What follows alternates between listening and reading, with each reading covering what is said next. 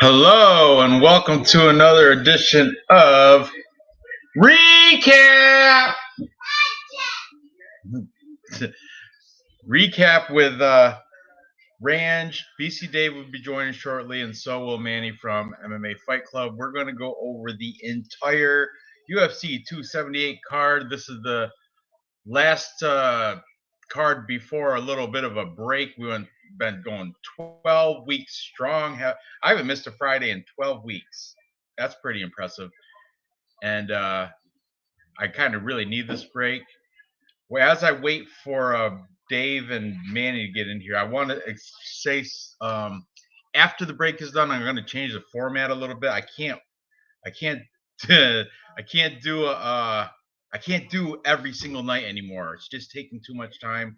So I'm going to start doing just like 2 Capra comparison shows a week, maybe, and then the Friday night thing. But like I'm going to do like a set of 3 prelims and then a set of 3 main card fights. But I'm not going to do this ones that are like Tyson Pedro versus Harry Hunsucker. I'm not going to do a Capra comparison pick. In the future, I'm saying big, long, wide lines like that, I just can't do it. It's just waste of my time. You already know it's going to be a full Capra comparison. So I'm going to, the rule now is if it's minus 300 or bigger, I'm not going to, I can't do it. I can't. It just takes too much of my valuable time.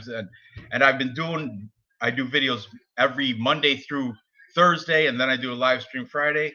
I'm going to start trimming that to just 2 days a week, probably maybe Monday, Wednesday, or maybe Tuesday, Thursday. But I gotta just absorb. It's taken over. It's taken over my life. But this is my favorite part of the week. This Friday night, and when my friends come on, send.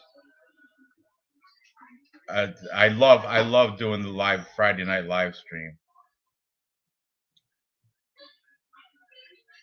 Ready? Question mark. Manny and Dave. But anyway, I did get to watch the here we go is right. I did get to watch the ceremonial weigh-ins. Apparently everybody made weight, even Paulo Costa, which is very impressive. Double down on that guy, I'm telling you. I did every fight as a Capra comparison pick show, except for the main and co-main events, but those are kind of pretty chalky. There's a couple. I noticed that too. The Miranda Maverick fight is off. I noticed that when I was setting my DraftKings lineup. I'm like, ouch, wonder what happened. Was it like a health issue, or Aunt Flo coming around? That's what happened with what's her name there, Queen of Violence, Lipsky, the week before last. Then she came back, and there he is. There you are. Made it. How you doing, Dave? How'd your date go, by the way? What's that? Good. You look like a new man after that date. I am a new man. I bet. I just started just telling these guys after this break, because this is the end of a 12 card in a row thing, 12 fight card streak. And we get like a little break before UFC 277 or before the next fight. And I know there's a break. There's like nothing going on UFC next week. So when I come back from the break, I have to cut down. I can't do a show a night anymore. I got to cut down to like 2 nights a week, and then the Friday live stream. So I'm going to do like the 3 of the best like prelim fights and 3 of the best main card fights. That's fair, right? Because why do like I was telling these guys, why do Pedro Munoz, Harry Hunsucker? You already know nobody in the world is going to take Harry Hunsucker. It's a waste of my time. Everybody knows it's going to be a full. And it's the same thing of like all these super chalk fights. Ooh, Corona, ni cerveza más fina. That's why I'm taking Victor Altamirano. There you go. Mm-hmm. Oh, it's hot in here. Here too. Ooh, absolutely. It is. Hard as 100-degree summer. Noah. Dave, done running from Jasmine. Settled down. Shanna Young went to the hospital during the weight cut. She was bound for disaster anyway. She was gonna get her ass cracked. Women cracking down on Lange. Yeah, kind of more. Yeah, the little woman more so than my wife, Nora. She's like, yeah, you spend way too much time doing YouTube, and she's right. Can't do it I was doing it Monday, Tuesday, Wednesday, Thursday, and then tonight's the live stream. So I have to, give the family a couple days, That's right. I can barely handle Fridays. All right. Looks like the chat wants to get into this. Manny can join us. He can catch up as soon as he's definitely in. He told me this morning, he sent me a message, said he's in. But we ain't got time. I ain't got no time for that. So we're just getting into this. Were you able to watch the ceremonial weigh-ins? We're going to watch it tonight. Sweet. That's what I like to hear. I'm ready. All right. We got to be. Last week's video got blocked because of copyright claim. I don't even know where. I think it's because last week we were showing, because I noticed it said show the name Gabriel Benitez, and then the logo and the UFC. All right, I'll slow down. I'll make them smaller. So yeah, I think we just got to do just like them walking onto the scale and then face-offs, and we should be in the clear for copyright infringement. But let me pull up Tapa. You got to make sure I got the right order because they moved it around so many times, and now the Miranda Maverick fight is off, so I can't follow the order on my sheet. And on my sheet, it was way off anyway. Victor Altamirano versus Daniel da Silva. Thank you. Let's get into that. You wanna open it up, or do you want me to? Oh, let me just do one thing first. Let me get things organized for you. Me too. All right, here we go.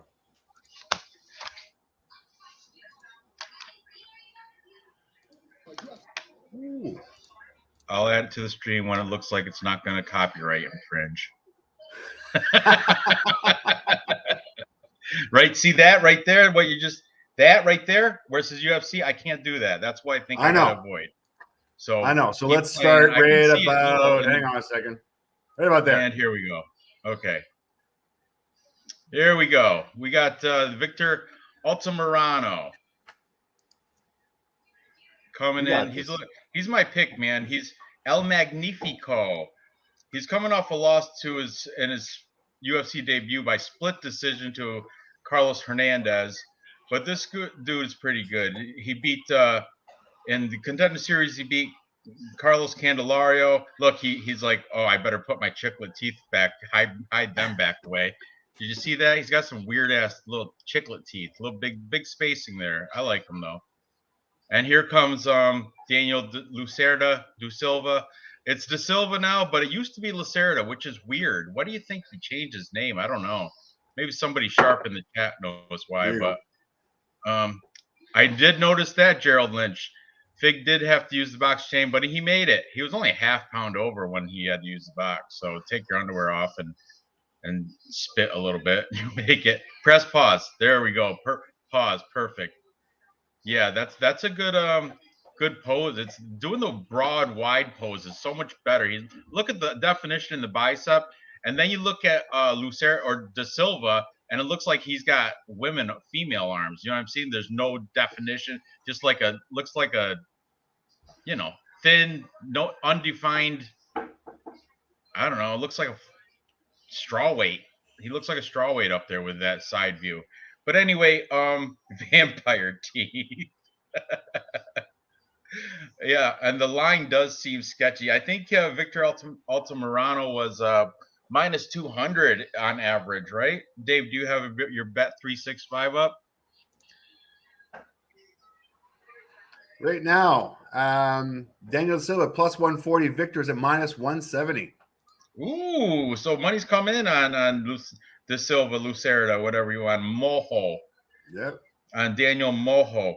He's coming off a couple losses. He's winless in the UFC. He had his debut against Jeff Molina, but I think Jeff Molina is fantastic, and I know you do too, Dave. You picked him for your unranked contender team. And after that, he lost to our boy Bad Figgy, Francisco Figueiredo, which we'll be talking about a little bit later. That's why the hype is against De Silva, because I think recency bias. He lost to Figueiredo, the bad one, which he's not really that bad, but compared to his brother, you know what I mean? Yeah, but Victor first round Altamirano, Nibar though. What's that? What'd you say? He lost in the first round by Nibar though. That doesn't look good. Yeah, that is bad look. Now Victor Altamirano, he's a BJJ black belt out of Peak Performance and where is it? Watuba, Texas, Tejas. Whereas Daniel De Silva is out of ATS team in Brazil. Daniel De Silva, the ATS team does have a cowboy, the Brazilian cowboy, Alex Oliveira. Alex Oliveira also trains out of that ATS team in Brazil.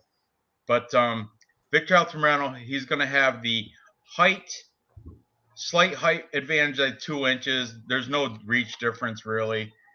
And I just think I like his high pressure style. I think he's got better cardio than De Silva. I just don't see De Silva. I don't like his past 2 losses. That, to be honest with you, you got some stats on these guys. Oh yeah, a couple fights in them, crazy. so I got some stats on them. The one thing that stands out to me about strikes landed per minute, 3.40 to compare to 5.97. So Victor's stats way busier on the feet. One thing I don't like, strikes absorbed per minute, 7.36 compared to 5.23. Granted, defense is not these guys' game, but 7.36 strikes per minute. Man, that's going to be some brain damage if you're in this for a career. That's a lot of strikes. Takedown what average. Was that again? What did you say? I missed it. What'd you say again? 7.136 strike absorbed per minute for Daniel De Silva. Ugh, that's gross. That's a big number. Yeah. And his defense is at 22%. So not impressive in any way, shape, or form. Takedown average 2.12 compared to 2.50. That's pretty much a wash. Takedown defense for Daniel De Silva at 0%. So if you're leaning towards Silva, I got some issues as far as the stats goes. If you're leaning towards Victor Altamirano, I'm liking where his stats are freaking leading us. I mean, more strikes landed per minute, better defense, better ground game, better takedown defense. He's leading in the stats. I like it. Granted, I don't know if he has quite the caliber of opponents that De Silva has had, but I am going to fade that Figueiredo loss. That's pretty sad. His loss to Molina was over the hill at the time. Still really good, but kind of reaching that part of his career. So yeah, I'm all over Victor on this one. Me too. I don't know how he's going to do it, but I'm definitely picking him. I already did my Tapology, and just cause I put decision, but I don't know. De Silva, he got finished by Francisco. He got finished by Jeff Molina. I don't know if he can withstand. I don't know if he can withstand. I think I might have to say, and same with like Dev switched to him getting a finish. I think I might do the same. Switch to Victor Altamirano inside the distance. He's a BJJ black belt. Don't get me wrong. He's due, but I just don't see any good wins in his career. Like, I'm not going to go back to 2018. I'll go back to 2019. Augusto Cesar da Silva, who was 4-2. Oh, that's his cousin. Yeah, I don't even know what that is. Francisco. Yes, that's why he took the name. He changed the name from Lucerda to Da Silva for that guy. Yeah, well, before that or after that, Francisco, who was 13-12, and then after that, Rodrigo Safarian, who was 20-11. I get it. He came into the UFC and fought some pretty good guys. But yeah, I need to be proven something before I put money on him. Yeah, I agree. We're both on side of Altamirano. Yes. Okay, good. Let me mark that down on my big sheet for when we do our And what if Manny ever comes in here? He's gonna have to just catch up real quick. We'll catch up. So Dave Ranch. All right, what's the next fight? Archie Lang and Archie Jay Lang Perrin. versus Jay Perrin. This one, I'm taking the underdog here. Jay Perrin. I like his wrestling style. You know, I saw him at Cage Titans in Plymouth, Massachusetts. I saw him fight before.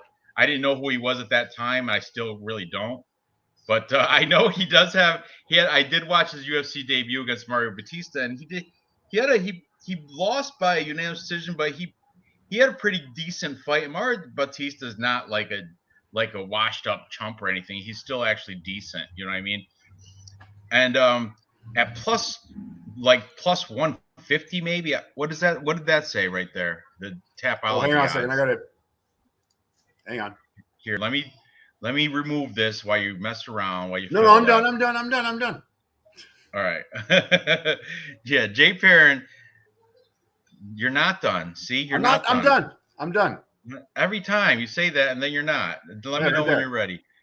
Okay, now you're done. There you go. Archie Lang is the Mongolian murderer. Whatever.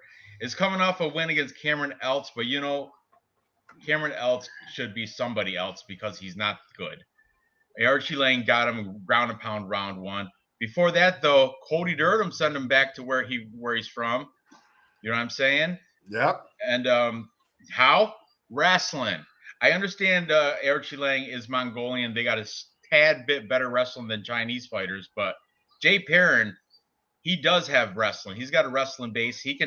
I think he's going to press him against the cage, use that American wrestling, and get some control time against the cage and on the ground, where Archie Lang is going to struggle to get up back onto his feet for pop-up, and Jay Perrin is going to get the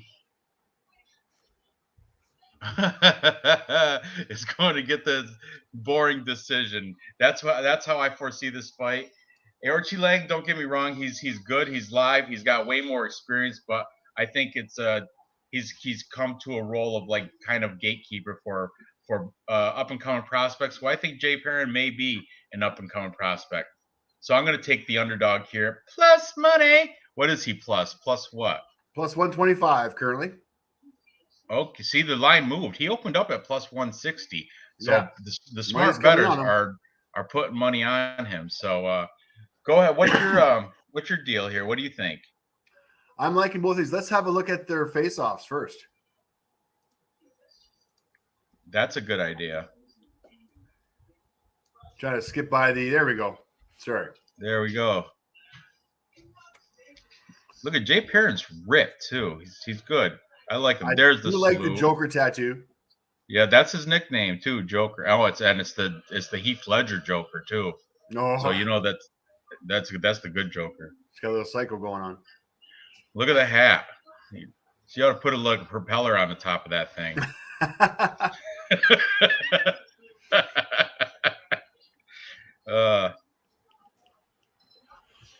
Yeah. What is it? It's just like a big chess piece. It's like the queen. Yep. They don't even speak the same language. Jay Perrin's just like, yep. Look at this guy in the background laughing. Oh, he doesn't know what he's saying. And there's the dude that takes over my girl's spot with the phone, looking all serious. Yeah, that guy. Hey, I could do it. Here's an impression of him right here.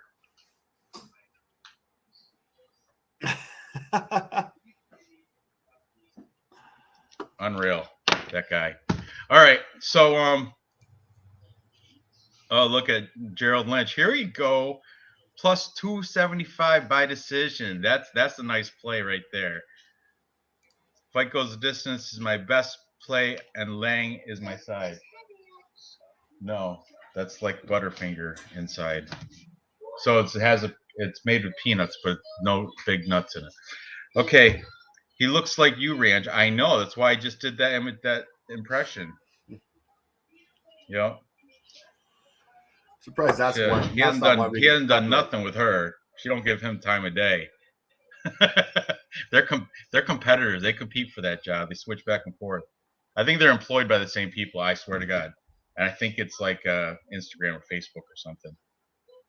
Because you can see on Instagram they'll post up these little clips from that view, from the phone view. And both when my howler head girl does it and when that nerdy Chinese guy does it.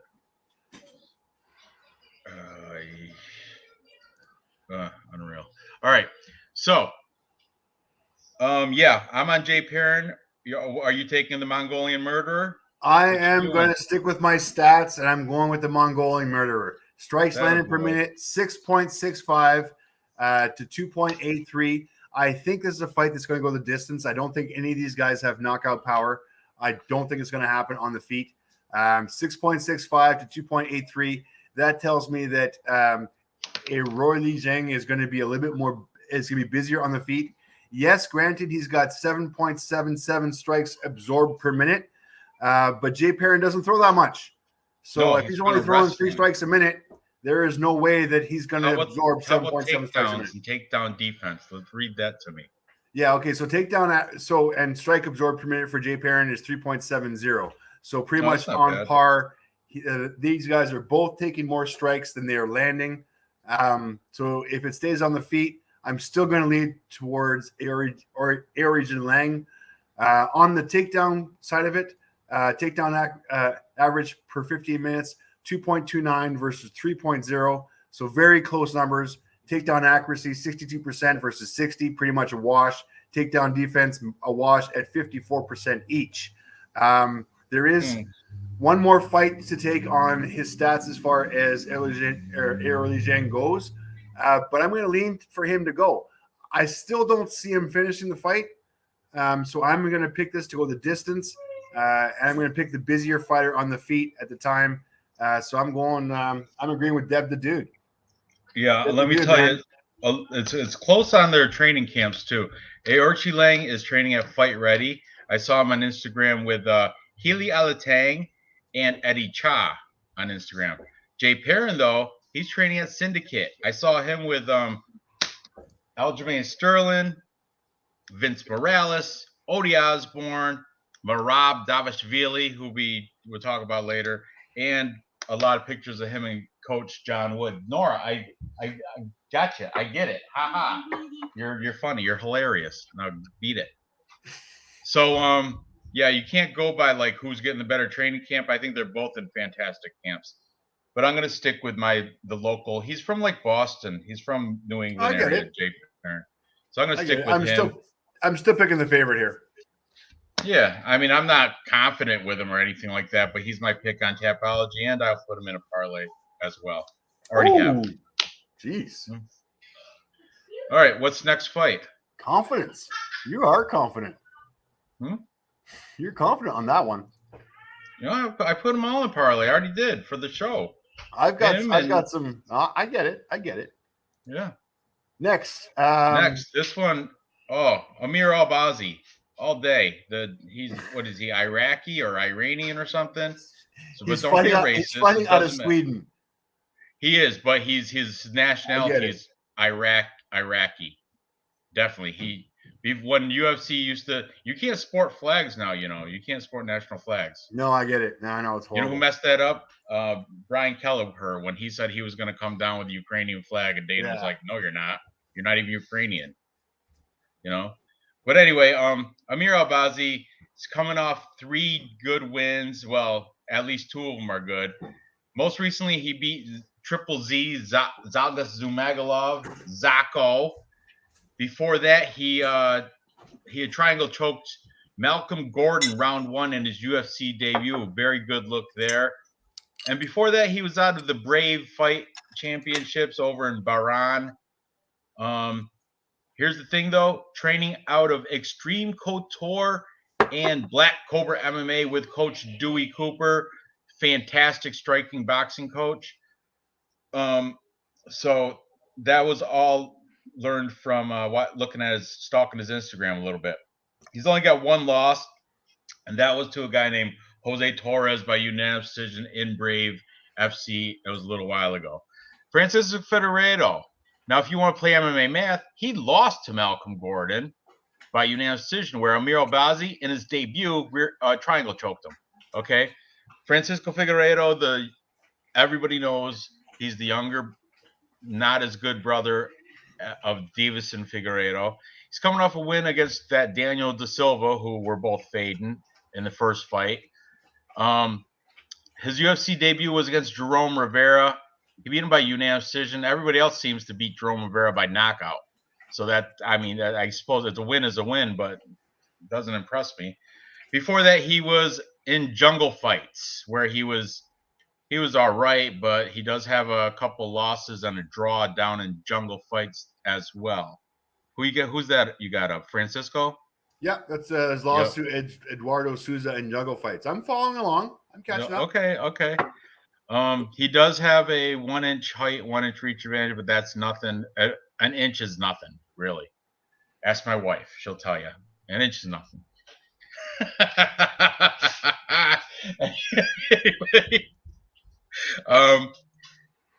Francisco Figueiredo is also the older guy here. He's 32, where Amir Albazi's 28. I'm all over Amir Albazi, but I hate the line. I hate that he's minus 400. He's unbettable at that number. This is one of those ones I would not cover. I'm not going to cover like odds this big on my Capper Comparison show anymore, because it's just like it's a waste of time. I'll do it for myself just so I can break it down, but I'm not going to air it.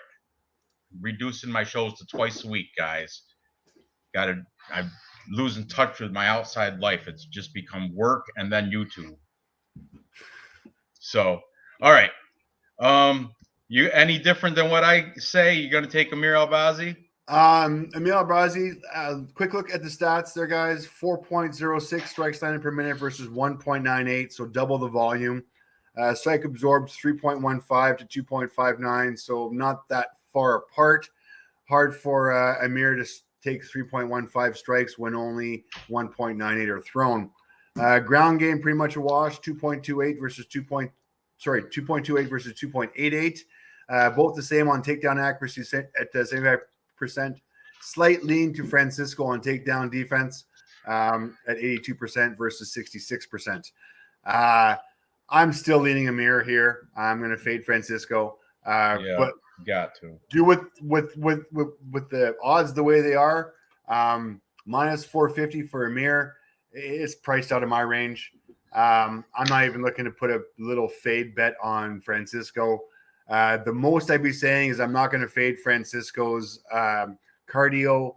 I'm not going to fade his BJJ. I'm not going to fade his stand-up or his defense. I think he's going to last the full round. If I do see anything for plus money, I'd be looking at Amir by decision at plus 110. That's my stance. Very good. So we're all over that. Let's move on to the next fight. Even if you want to have a quick look, let me just cue this up real quick. Let's do that. Here, I'll remove it until you find the right No, spot. you got it right here. You good? I'm getting better at this. Okay. See if we can avoid all the copyright.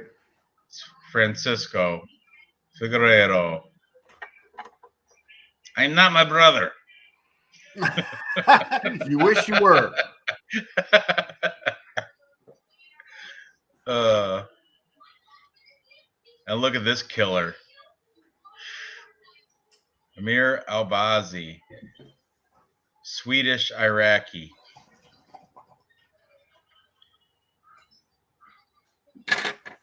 Nor, can you shut that door, please? That's a horrible haircut. Yeah, well, I think he's where's he fighting out of? I already said he's fighting out of a pretty good gym, right? Yeah, Extreme Couture. That's right.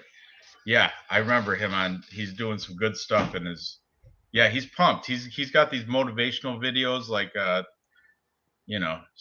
struggling about his Iraqi beliefs and stuff. I can't fade those ears. No, that's a good cauliflower ear he's got. I can't fade those ears. There is no definition in any of those ears. That's just one big blob of broken cartilage. Years and years of just badass wrestling. Yeah, definitely. I'm all over him. I think he's going to get it TKO round 2. Round 2 TKO. Just saying. I'm not going to bet it, but that would be my prop, and that's what I'm picking on Tapology as well. So let's move along. What's next? What's next fight? Stand by. I will stand by. Next, we've got AJ Fletcher versus Lusa. Ooh, this one is good. This one's a good fight, man. I was back and forth a little bit. You know what sold me is when I looked at their Instagrams. AJ Fletcher is coming off a loss to Matt Semmelsberger, but that was a UFC debut. I don't know if it's short notice or anything, but he went to unanimous decision where Matt Semmelsberger was knocking the crap out of everybody at that time. Before that, he had the Dana White Contender Series Flying Knee, which is fantastic. And before that, he was in regional scenes down in Louisiana and Mississippi. He trains with Dustin Poirier down in Louisiana.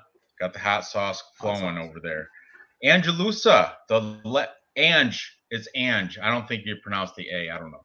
Angelusa. Ange? No, I don't think that's right. That sounds too gay to be right. Ange, Angela, Range and Ange. Anyway, Lusa, the last ninja. He's coming off his UFC debut loss to Munir Lazez. I heard about Munir Lazez, just a little, I don't want to spend too much on a sidetrack. Artem MMA told me that Munir Lazez only got a spot in the UFC because Dana White had a birthday party for his son. And one of his son's friends brought Dana a phone with a video highlight reel of Munir Lazez, and a month later, he's on a card.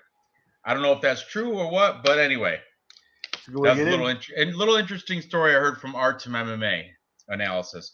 But Munir Lazez beat him by unanimous decision in his UFC debut. Before that, he was in the XMMA, which is, I think it's a Florida regional scene. And he beat some guy, never heard of him, named John Howard.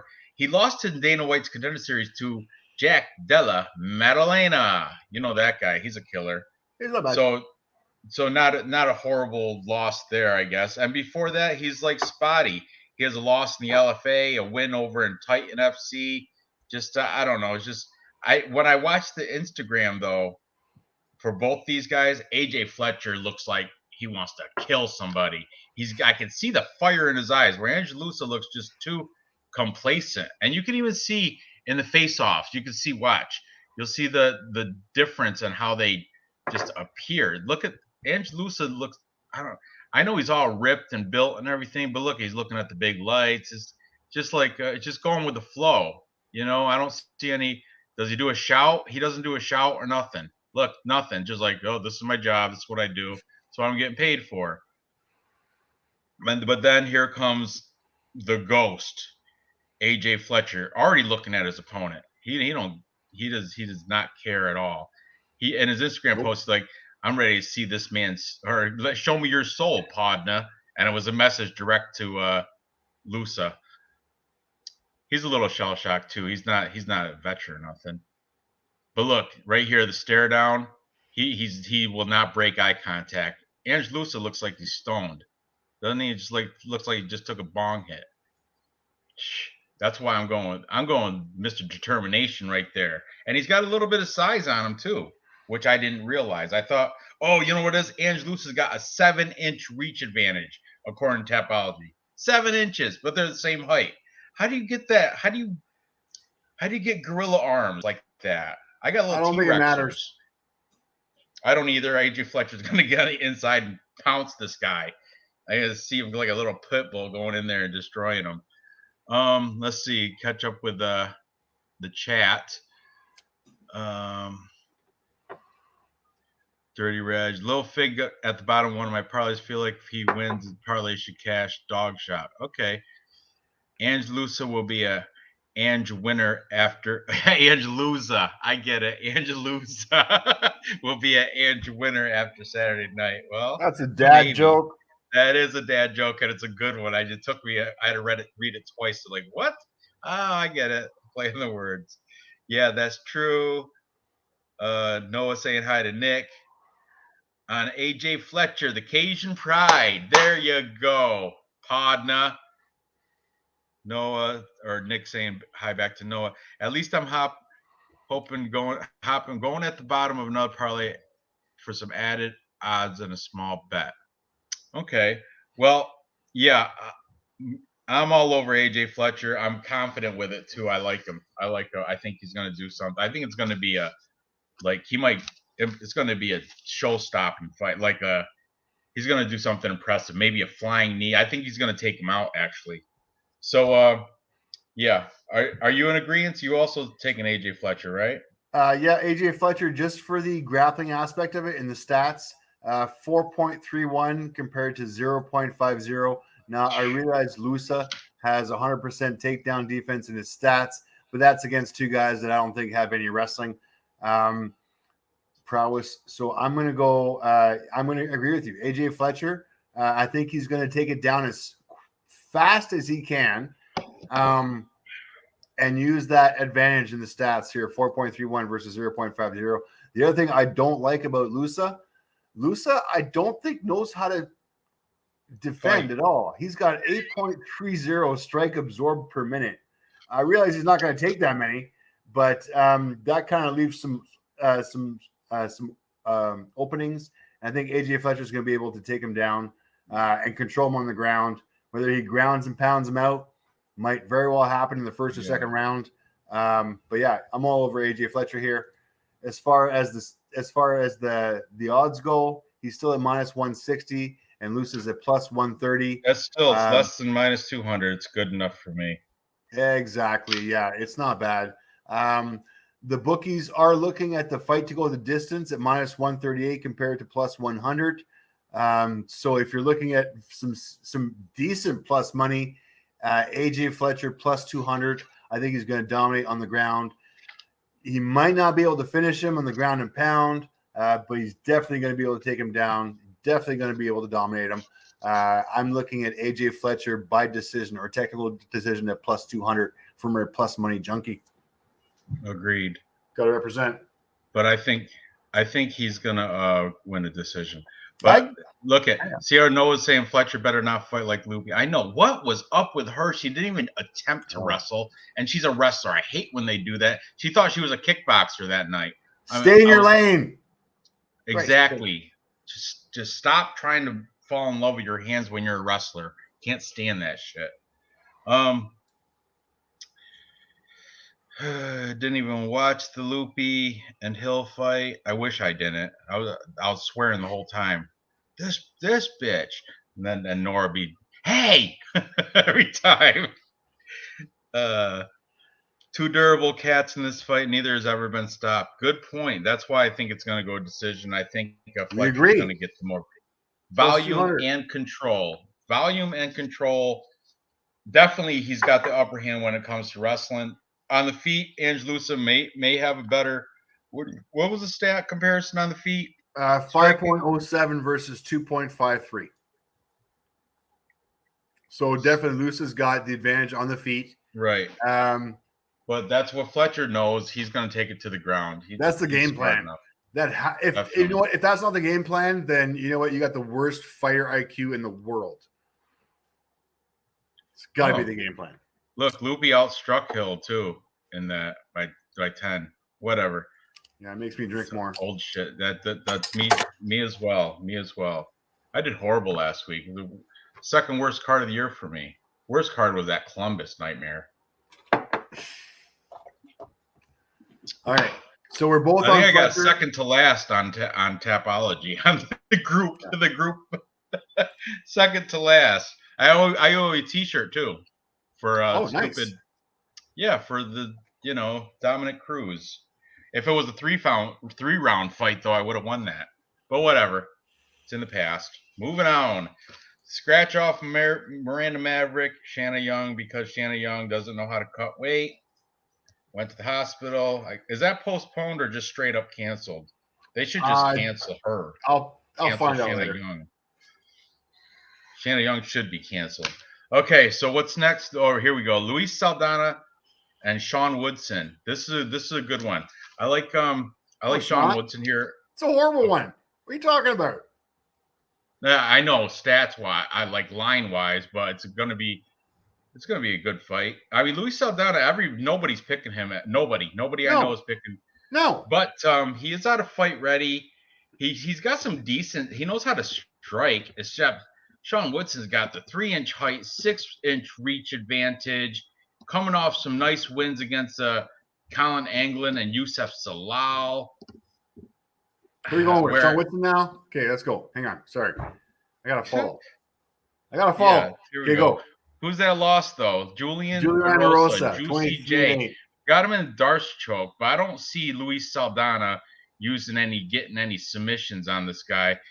Luis Saldana does have a win in the LFA by rear naked choke, but since then everything's been either unanimous decision.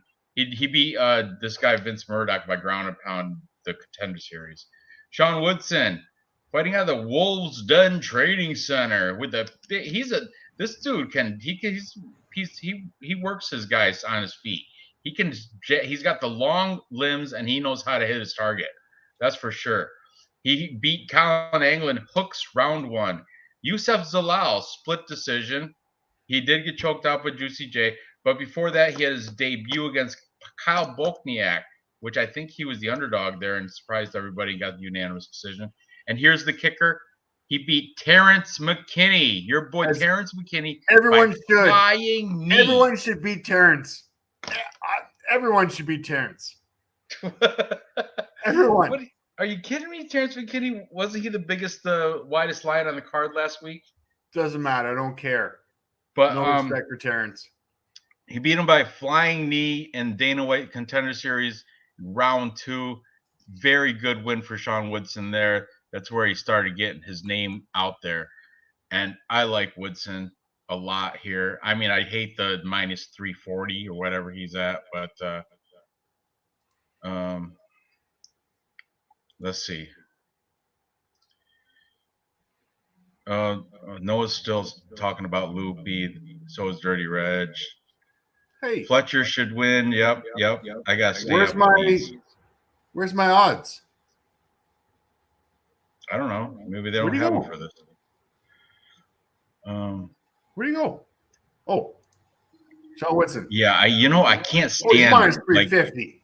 I can't stand biased commentator that's real loud so the judges can hear them. I hate that shit. I think the judges ought to put on headphones or something. I don't know. No, because then they won't be able to hear the hi-yas out of Caitlin Chukagian. So that can't work. But you know what commentators do have they do sway judges by their commentating. Oh, did you see this? Just the whole and they have their picks who they want to win. Woodson should win, has a decent fight IQ. DC is the worst. Yes, he is. He is so loud. Shut up, DC, with your one-sided biased you think I take the wrestlers? DC definitely takes all the wrestlers. Oh, you got to see that? Yeah. Horrible.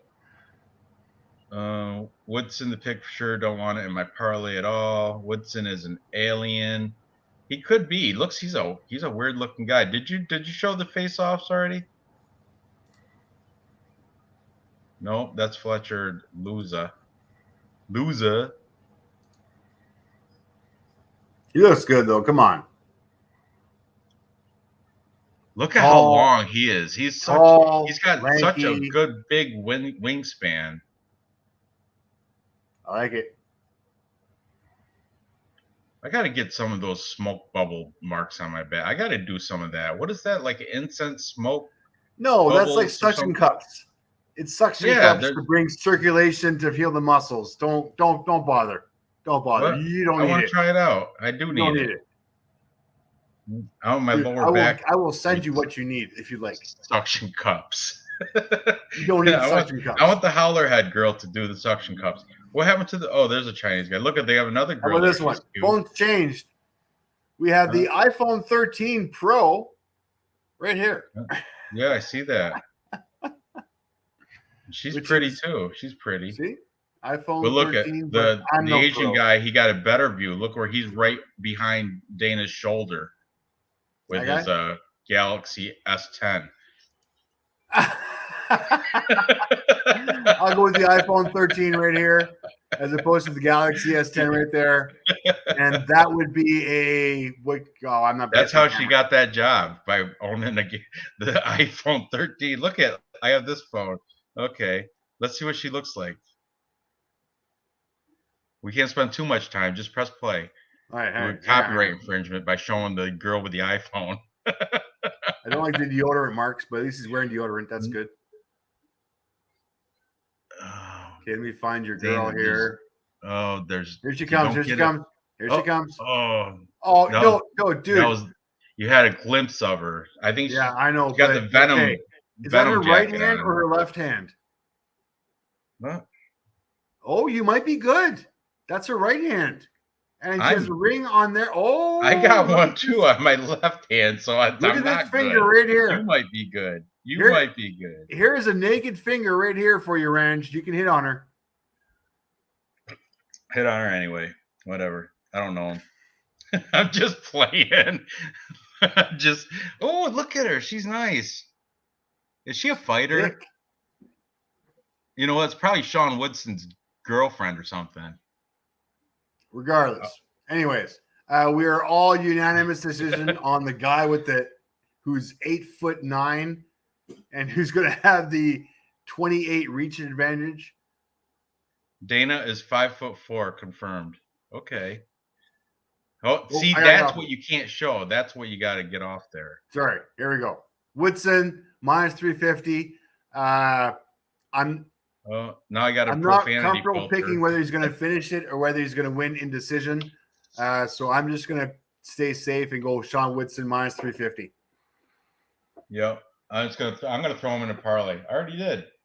But yeah, the odds suck though. The odds are not good. I know. Minus 340, 350, whatever. Random Maverick. I can't believe that fight's off. Well, I can believe it. That was easy money. That was a lock it. But look at the odds though. It should be off. Minus 600, right? Ridiculous. Moving on. Yeah, I just got to write canceled over this. So don't try to. Ugh, gross. Okay, moving on. What's next? Jared Gordon, Leonardo Santos. All right.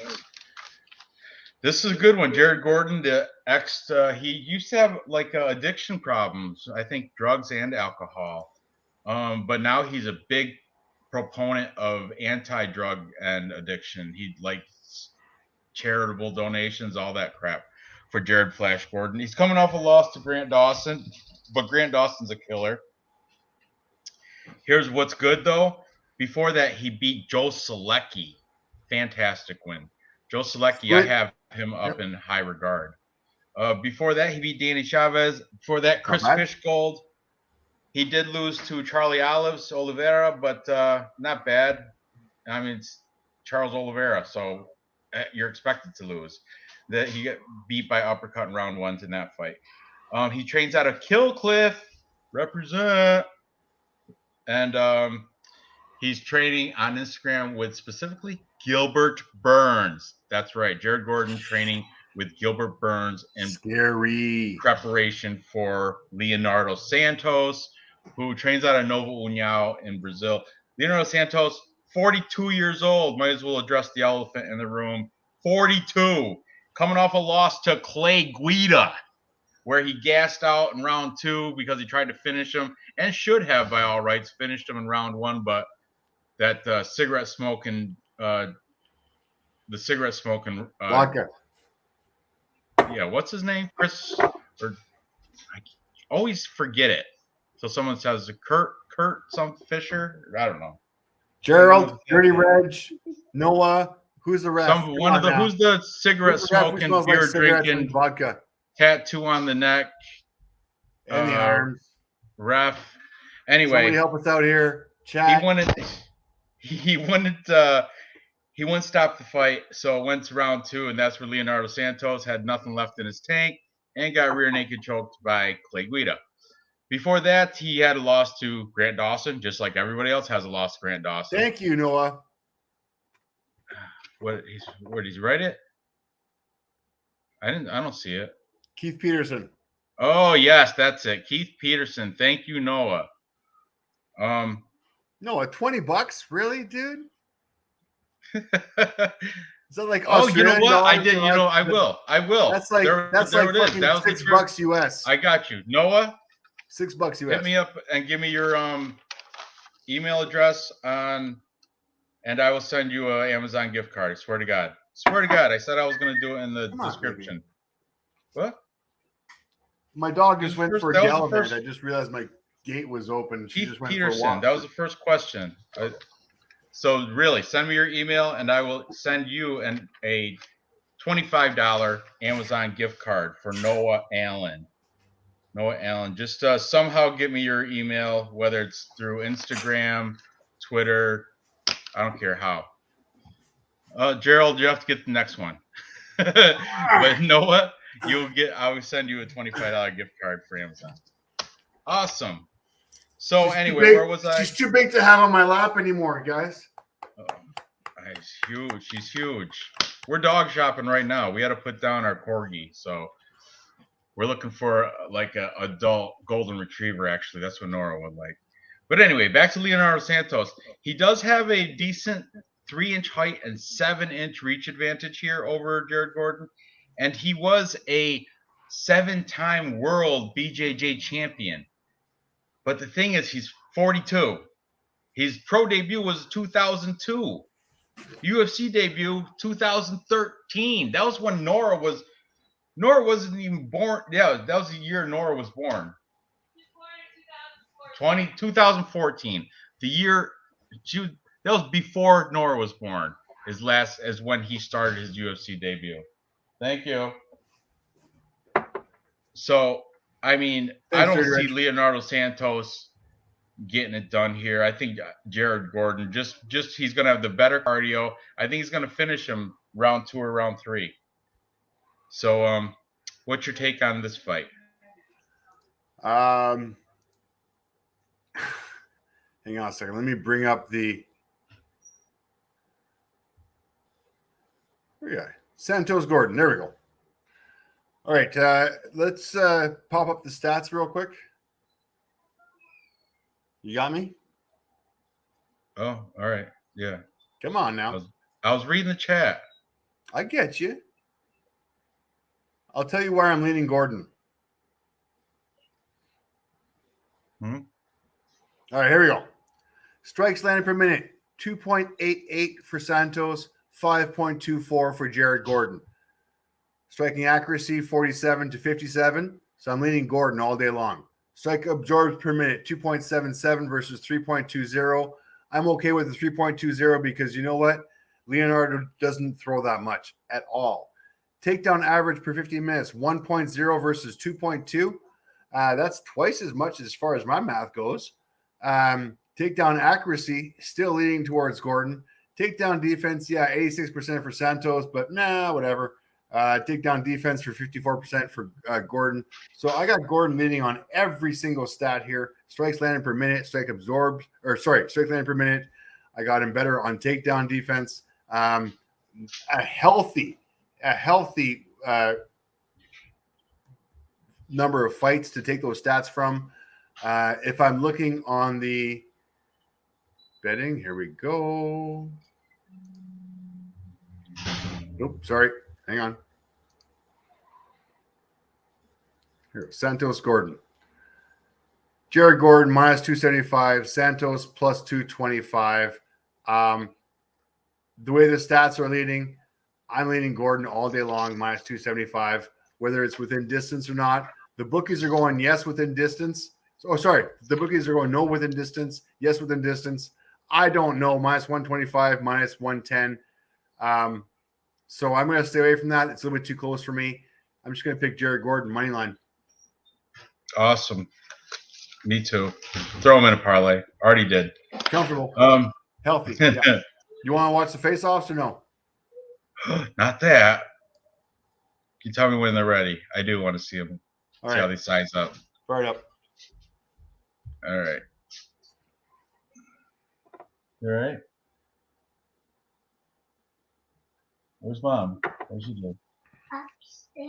Jared Gordon looks kind of chunky. You know what? He's sucking it in a little bit. That's all right. Leonardo Santos looks kind of old. He does look old. I get it. He is old. He is. That's why I would, if this fight was 5-10 years ago, I'd probably be on the side of Santos. But I don't know. He's gonna fade. He's gonna gas. I mean, Clay Guida made him gas in one round.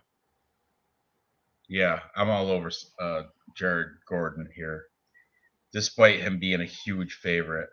Have we taken any underdogs yet? No. I got a few coming up. But, me too. I got some coming up, but I think not we've got yet. a couple actually. Hmm? Didn't we have not one? Yet. We haven't had one yet. AJ Fletcher, no. Sean Woodson, no. Altamirano, no. Oh, I had one. I have Jay Perrin. No, I'm over. Yeah. No. All right. So no underdogs yet. Go ahead. I'm on Sean. Okay. Yeah. Okay. So I'm on Woodson. I'm on Fletcher. I'm on Amir. I'm on. Okay. I'm all on the favorites, especially the Mexican. Definitely on the Mexican favorite. Definitely on the Chinese favorite. Definitely on the Swedish / Iraqi / I don't know where he is. I don't want to offend him. I think AJ Fletcher's a murderer. Look at those eyes. He's a serial killer. Woodson has the advantage. Yes. Yeah. All right. Next. Yeah, everybody's in agreement. Gordon, Santos is going to gas. All right, next. What is next? Gordon by sub plus 100. Plus 1,000. Gerald Lynch. Go for it, dude. Next, we got Marcin Tybura versus that's going to happen. Alexander Romanov. All right. And this is a good one. This one here, I'm not convinced. I kind of like Tybura in this one, but okay, set it up. You go ahead. All right. This one was on the main card. They switched it because ESPN was complaining they don't have enough good fights on the prelims. So Marcin Tybura comes in with a record of 22-7, plus 270 underdog against undefeated 16-0 King Kong Alexander Romanov. Comes in at minus 320. That's what I had him last. But the thing is, Alexander Romanov, I know he's undefeated, but the quality of his opponents, most recently Chase Sherman. Go ahead. Before that, Jared Vandera.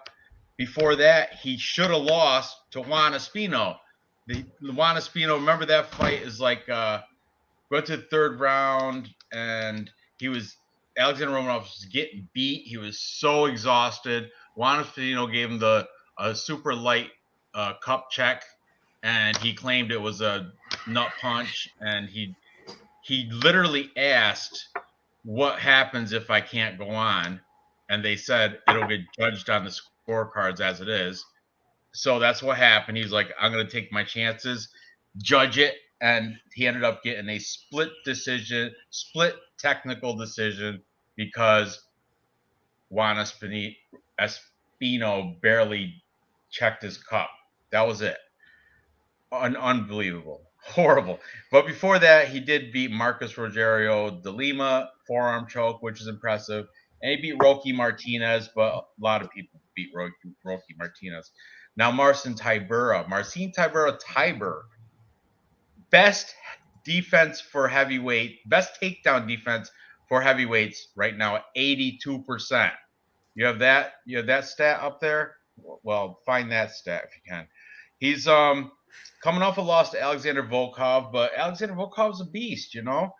He beat Walt Harris, ground and pound, round 1. He beat Greg Hardy, ground and pound, round 2. He beat the legend Ben Rothwell. I mean, I had picked Ben Rothwell in that fight. I thought it was a sure thing. But nope, Marcin Tybura took care of him. Before that, took care of Maxime Grisham. Those are good names. He was a former M1 global heavyweight champion.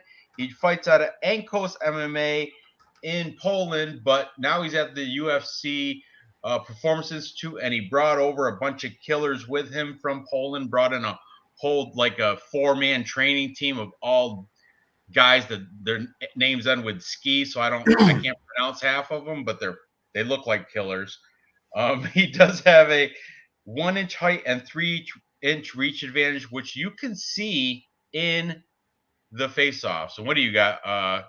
Bet slip from this Blood Money. Yep, I can't read all that paragraph, but all right, put it up, okay? Because you know what, I want to give props to Blood Money MMA Bets. Cody, you got this dialed in large, and I'm pulling up your Instagram and I'm showing this on the live stream because I like everything Cody says on this one. I think Tybura can win this fight. He's in excellent shape and 15 pounds heavier, which should help in the grappling. Marcin has really good heavyweight wrestling. He's even out-wrestled Sergey Spivak. He's a BJJ black belt and has better striking and cardio. Romanov looks subpar against any other good wrestler in Espino, and to be honest, has only been fighting the lowest level heavyweight guys. I know Romanov is in great shape, but all his movements in wrestling are power explosive move, and he's not getting easy takedown on Tybura, who has 82% takedown defense. So I can see him gassing in altitude after 1 or 1.5 solid rounds of solid fighting. Marcin is definitely a huge step in the competition, so plus 350 is crazy to me. Cody, I can't believe how much you dialed this in. That is perfect. I don't know whether this infringes on copyrights or whatever. All props to Cody from Blood Money MMA Bets. I am so impressed with his take. I am so impressed with everything he's got. There is a reason to follow this guy on Instagram. There is a reason to follow this guy on all of his friggin' shows, guys. He is killing it this year. He didn't do hot last week, though. He didn't do hot last week, but you know what? He aced a couple weeks ago. So after acing a couple weeks ago, you got to ride that wave. So I'm okay with that, with the result from last week. So if anybody was confident on Romanov on this one, I hope this take kind of makes you do a little second guess. I'm not comfortable putting Tybura in any parlay. I'm not comfortable putting Romanov in any parlay because of what Cody says. I respect the man, years of experience, vast knowledge, amazing interviews. Check out his channel. Check out everything he's got. Definitely. Yeah. How much is he wagering right there? He is putting in $120 to make $420. Good for him. Plus 350 on a straight bet. This is the one thing I like about Cody too. He will post his bets. He will post whether he does well, whether he does not. He is well above for the year. Oh yeah, he's up like $4,000. Just a matter of time before Barstool Sports picks up this guy. Guys, he's doing a show tomorrow with Brady from DFS by the numbers. Yeah, I mean, guys, this if you guys want a guy to hop on and ride on the coattails, very impressed. Proven time and time again, has won my Tapology number 926. If anybody wants to join, please join. Has won the Tapology event numerous times. Has won the Plus Money Junkie shirt. I'm waiting to send him another one after his next win. Yeah, props to Cody. Can't say enough good shit about this guy. Do not feel comfortable. If you got Romanov in a parlay, I hope you guys got your fingers crossed. Well, I'll tell you for one, I do not. As you can see right there, I got Tybura winning. TKO round 3. I think Romanov is going to show his gas again. And, I agree. And come round 3, I think it's going to be similar to unless Romanov wins by technical decision by claiming he got hit in the balls again, which unreal. But anyway, Marcin Tybura is on the up and up. Do you have their face-offs? Show that. That might change some. Here we go. Minds. Look it up. Okay. Well, here's your doughboy Alexander Romanov up there. He's a big man. He is a big man. That's what I was like, man, this guy's got to be the bigger of the two. Look at him. He's a giant. big old Moldovan giant. Look at him compared to everybody on that stage. But here comes Tybura, Marcin Tybura. The vet. And he's looking pretty freaking big too. Look at the angle there, just making him even look huger. You don't need to make this guy look bigger. I know. He's so much and then heavier when they right now. Face off right there, they're eye to eye, and bam! Look at stop it right there. Marcin Tybura is slightly bigger. Look how thick he is. I know. He's my God. Even like, yeah, he's got the look at what's that? Look at his watch. I want a rolly with a Deb Ranch. But anyway, even Dana's scared of him. Look at this guy's he's a killer. Unreal. That's where I get the copyright when I mention Dana's name. I gotta shut my mouth. They're friends though. They're both Western Europe killers. Or Eastern Europe guys. Get off the screen. Yeah, I will. Get off the screen. Sorry. Yeah. Okay. Right, here you go. Yeah, most of the chat is all on Romanov, seems like. Yeah, I get it. But you know what? I like the money on Tybura plus 300. Nice little hedge bet there. And I'm not comfortable at Romanov putting any money in or a parlay at minus 400. Wait, who won last week? Did Gerald Lynch win? Oh, I don't know. If you got to check. If he won last week, he needs a shirt because he's always all right. active. I will hook Gerald up. Gerald, okay. Did you win last week? Come on now. You sure? Yes, I did. I'm gonna check. Okay. All right. Tybura you know what? Tybura has been knocked out, but I don't think King Kong Romanov is going to do it. I think Tybura's got the best takedown defense in the division, hands down, 82%. I won the group, never got a shirt. Didn't want one either. Just the props for beating all the killers in that group's good enough for me. I think Romanov wins, but Tybura is a good bet. Romanov working on his cardio and lost weight. Tybura get knocked out cold from ground and pound? Maybe. Romanov's real deal, not the kind of up and comer to lose to a jobber gatekeeper. Oh, really? Wait a second. Props. Juan Espino almost beat him. Gerald Lynch did win, but Gerald Lynch's don't worry. Oh, Gerald, you got two names, but same picture. That's the certified Gerald Lynch. All right, I will fucking hook Gerald Lynch up with. He's got a couple t-shirts coming to him. Oh boy, all right, Gerald, you got two coming to you, buddy. Wow, and he's in the Philippines. You're paying a lot of shipping fees for that sucker. No, you know what? No. He's gonna send it right from Thailand. He is gonna get some. He's gonna get a shirt from Thailand. Tiger Muay Thai, baby. I hope you like Tiger Muay Thai, Gerald Lynch. I got Gerald Lynch. You got Tiger Muay Thai stuff coming to you, buddy. A couple shirts, a couple Tiger Muay Thai shirts. Okay, give me your size on here right now, and I'll email you. Gerald Lynch, the legend. All right, Romanov's blast double. I will hook you up. Props, Tybura. He can stuff those. I foresee it, Nick Alexander. Tybura's actually the bigger guy. I know. Romanov though. He's got a sumo background, sumo wrestling background, and he was the Moldovan amateur wrestling champ. So that's good on him. But Tybura, a black belt, BJJ black belt out of Poland. I don't know. Also, another good for Romanov, he's training with Sergey Pavlovich. So, Gerald Lynch has a U.S. shipping address. That's odd. How do you live in Philippines but get stuff shipped to United States? Huh. Sus. That's sus, Gerald Lynch. Sus.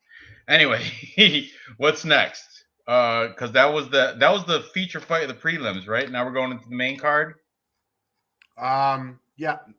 Tyson Pedro. Main card, which is Tyson Pedro versus Harry Hunsucker, the Hurricane.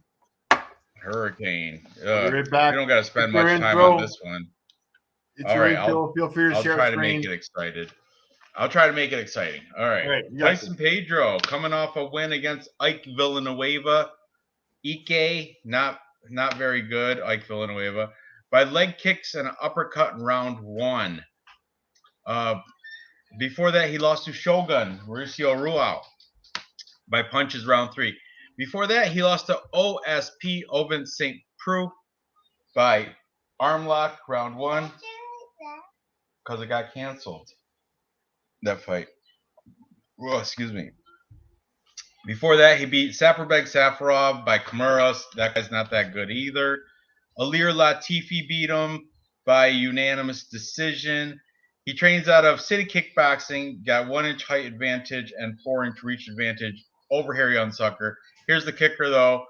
He's fighting people that knocked out Harry Hunsucker. Everybody that he's lost to, everybody Harry Hunsucker's lost to has finished him in the first round. Everybody that he's beat, he's finished in the first round. He's yet to see round 2 in any fight, win or lose for Harry Hunsucker, which is incredible. Harry Hunsucker, he owns like 3 different gyms in Kentucky, but the main one where he trains at is called Hurricane Martial Arts. He's coming down from heavyweight, though, to light heavyweight, which, I mean, this might be a good move for him. I've heard Instagram has a little snippets of Bisping saying, Harry Hunsucker, don't underestimate his striking. He's good, and now he's fighting at the weight he's supposed to be. That's giving props to the guy, you know. But here it is. He lost to Justin Tafa. That's the Wish version of Tai Tuivasa. He lost to him by head kick round 1. He lost to Tai Tuivasa, the real version. Ground and pound, 49 seconds of round 1 in his UFC debut. But before that, Harry Hunsucker was like a HRMMA champion. HRMMA is that's Kentucky regional scene, where he beat somebody named Corey Moon for a championship. He beat him in 45 seconds of round 1, too. As I mentioned, every time he wins or loses, it's in round 1. He lost to Jared Vandera. Horrible loss to have. And then the Dana White Contender Series by ground and pound, round 1. Yeah, sorry, Harry Hunsucker. He's giving it his best. He's giving it a try. He's dropping down a weight class, and he's got, you know, all the will in the world, but I just don't see it happening for him. Tyson Pedro should easily win this fight. He's better anywhere the fight goes.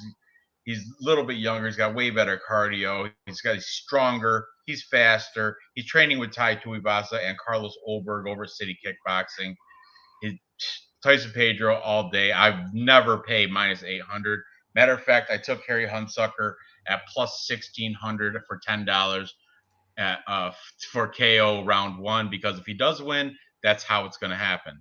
So, what do you got to add on this fantastic light heavyweight fight? Nothing. The fight's not going the distance, first of all. Yeah, what's that? 1.5 rounds, minus 400 for the under. Unreal. How's that even? These. Okay, let's watch the face-offs first of all. Okay, yeah, let's do that. Okay, come on. Harry Hunsucker. Looking good, though. I will give him that. All right.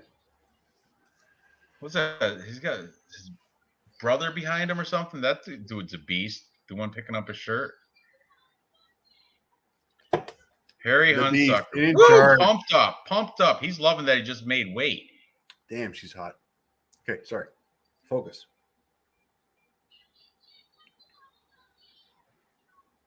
Oh, getting the crowd pumped, giving her free swag. Oh, free hat, yeah. Nick Alexander says, Harry Hunsucker is the UFC's crash test dummy. I guess so. Yeah, I think they're just sacrificing Harry Hunsucker to this guy. Didn't Tyson Pedro, didn't he have a bunch of time off, though, too? A long layoff? I'm gonna pick him for the better tattoos. Oh, definitely, absolutely. 100%. Absolutely. He's Maori or something. He's a Samoan or Pacific Islander, you know what I mean? So he's got that toughness too, that Islander toughness. And he probably does shoeies with his buddy Ty. In the videos on Instagram, Ty Tuivasa looks like he's coming down to 205. Okay. He's looking trim in the Instagram. I swear to goodness. So I don't want to start anything, but ever notice that Dana White always looks at the dangerous favorites all the time in the face-off? You know what? You might be onto something there. I'm just saying Dana White always looks at the favorites. I think you just copyright infringed by saying that.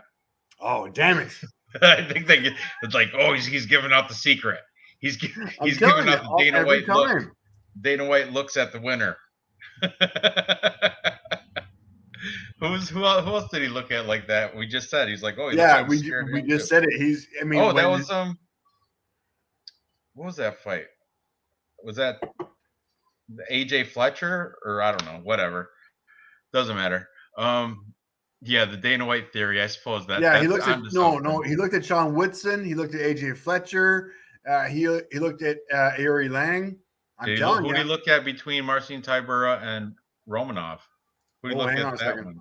I gotta go back. You'd look at that. What's the line for the fight goes the distance? I know over 1.5. If it goes over 1.5 rounds plus 300, you triple your money, Brandon. If you think the fight Tyson Pedro versus Harry Hunsucker lasts 7 minutes, if you think it goes 7.5 minutes, it's not.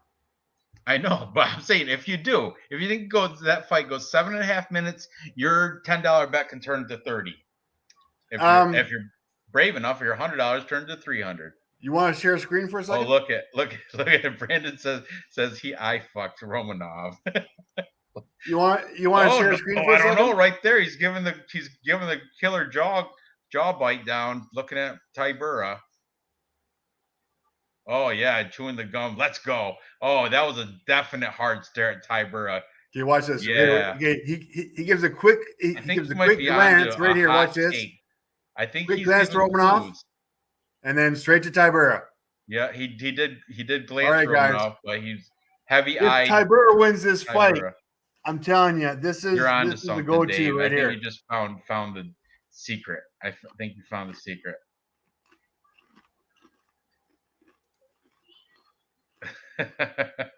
He looks at him like, you better deliver up an exciting finish in this spot or else. Yeah, well, Tybura maybe. I don't know if he's going to be able to put away King Kong, but I do have him round 3, so maybe. All right, regardless. Tyson Pedro, Harry Hunsucker, round 1. Man, minus 225 plus 1,600. Yeah, that's what I put on plus 1,600 for round 1 by Harry Hunsucker. Just scratch off $10. I won't lie, I'm more comfortable with Tyson Pedro round 2 plus 550. I kind of like that.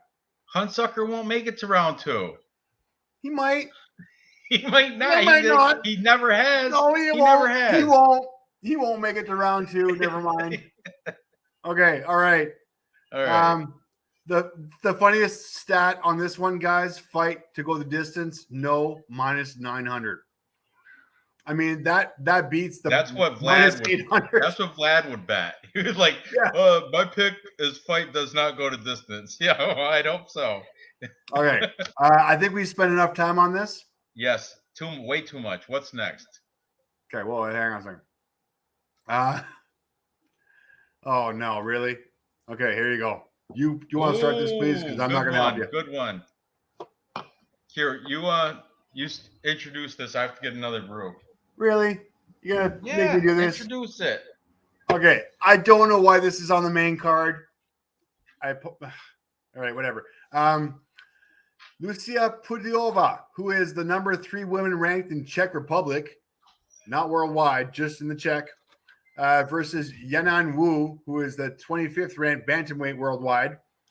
Odds are somehow on the unranked Lucy Pudilova, who is minus 120 from the Czech Republic, over Yanan Wu, who is plus 100 from China.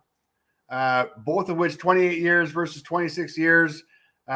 Both weighing in 135.5 and 136 pounds. Same height, 5.8. Sorry, 5'8" for both of them. Slight 1.5 reach advantage for Lucy as well. Lucy's history comes in with a couple wins off of Carol Yariwaka off of Octagon 32. Before that, she beat Martha Walizek, also off of Octagon Prime 4.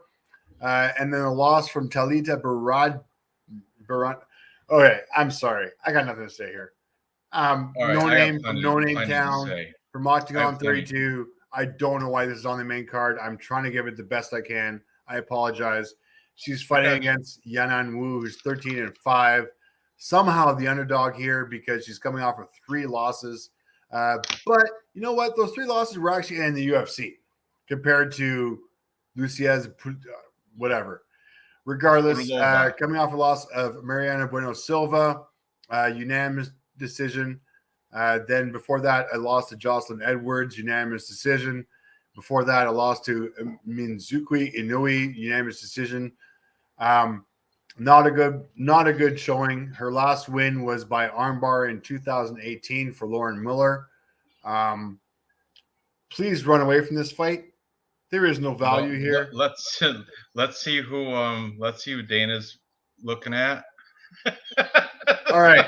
But I will tell you something. You know what? Lucy Pudilova should go into who looks like a witch more, her or Jessica Penne, because she looks just like out of a fucking movie. Like put a black hat on her and give her a broomstick and a cat, and she's just like her and Jessica Penne. I think they should fight. Jessica Penne and Lucy Pudilova, like the witch fight, the witches. That would be a good one. But anyway, Pudilova is training out of SPG Ireland for the Czech Republic product. Did you mention she was already in the UFC before and got cut? No, I did not.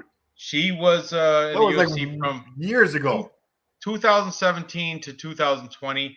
Her final record was 2-5, and she was cut. Then she went to Octagon, which is like the Czech Republic regional scene. Didn't go undefeated though over there. She even lost over there to some girl named Talita Bernardo. But she managed to somehow get her way back, another invite to the UFC to fight Yanan Wu, only because Yanan Wu Milan is on a huge 3-fight losing streak, and if she loses this, sayonara to the UFC. However, she did make a move, a good one, to Jackson Wink, and she's training with your girl, Holly Holm, and Karate Hottie, Michelle Watterson Gomez, or whatever. And she was in an interview with a translator with John Hyuk Ko, and the translator, John Hyuk Ko, asked, like, what do you think about the Jackson Wink? She's like, I'm a better fighter threefold or something. She's like, I'm so much better since I moved my camp to Jackson Wink, and I think she might be onto it, and that's why I'm gonna take her to get the slight upset. Is she plus money or what? I think she's I think she was like, they were both minus money, but she was still the underdog. Yana should win this easy, in my opinion. No sub threat. She will shoot takedowns all day. That's another thing. Pudilova sucks at defending takedowns, sucks at wrestling, and she's moving up a weight class from 125. Therefore, Yanan Wu will have the bigger body, which you will see thicker body. When you see, you got it up. Is that it? What do you want to see? The face-off between the girls. Hook it up. All right. There's the Wicked Witch from the West, Lucy Pudilova. Oh, she just looks, I don't know. I don't like her. Look at, stop, pause. Oh, shit. That's scary. Perhaps some eye makeup would work. Like she's gonna mix her cauldron up and make you some potion. The hairline doesn't help. She has a really high hairline. She has really bad eye makeup.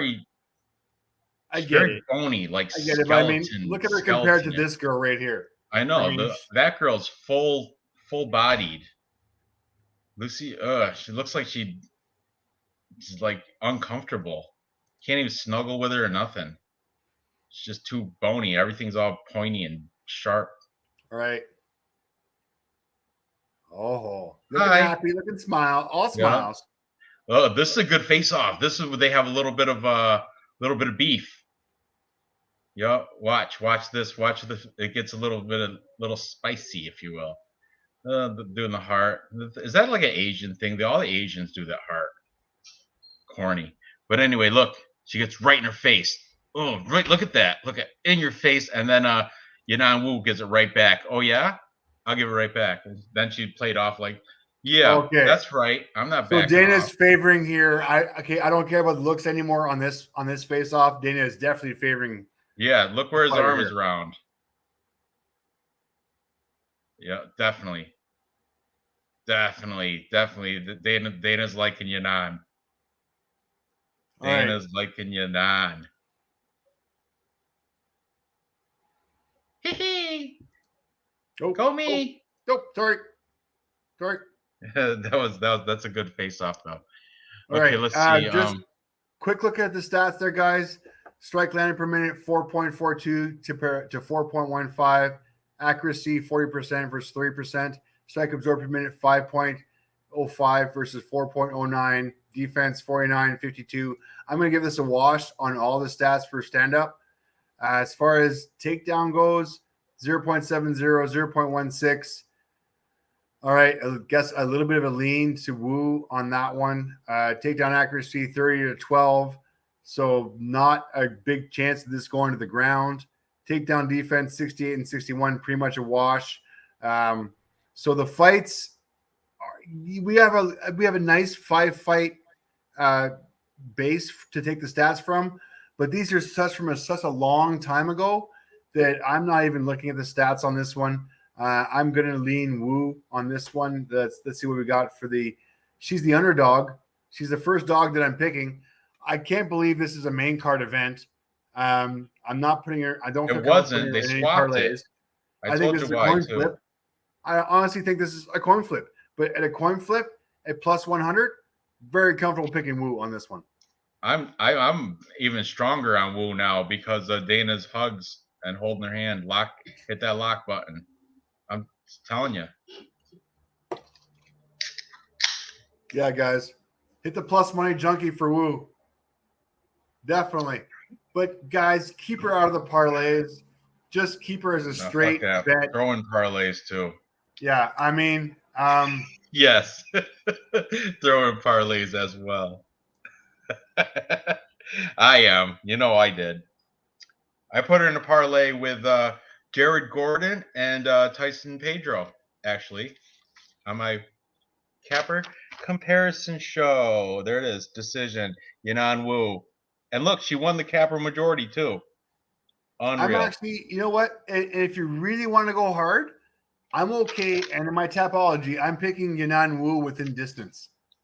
I think she's going to be able to finish the fight. Oh, that's balls. That's plus 550.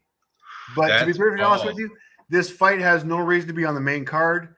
It has it's a nice why. Because ESPN is gets the prelim, right? And they complain to Dana and they're like, "Hey, how come you have our headliner Yanan Wu and Pudilova? Why can't we get a good fight?" So Dana was like, "All right, switch it. We'll swap it with Marcin Tybura and Romanov. That can be your new headliner for your prelims, for your free fights. And we'll just throw Yanan Wu, Pudilova in between a bunch of killer fights on the main card." That's why. I get it. All right. So my pick, no parlays in this one. I will put a decent bet on Wu to win by decision just because it's plus 100. And I can't pass Dirty Reg is a Wu hater. He's like, Wu is doo-doo. Are you a Pudilova lover? Well, that is my advantage with you, Reg, on the Tapology tomorrow. Pudilova lover. Okay, Dirty Reg is not winning a third. If Dirty Reg wins a third T-shirt, I'm just sending him a nice hoodie. There's no way. All right. I'll send him a hoodie and a t-shirt. Damn it. Dirty Red's gonna make me broke. Oh, right there. Look at this. 11 of her 12 wins are by finish. Actually, she's got 13 wins. I get it. Racist. No, we're not. A little bit. Depends. Depends. It's situational racist. Depends on the situation.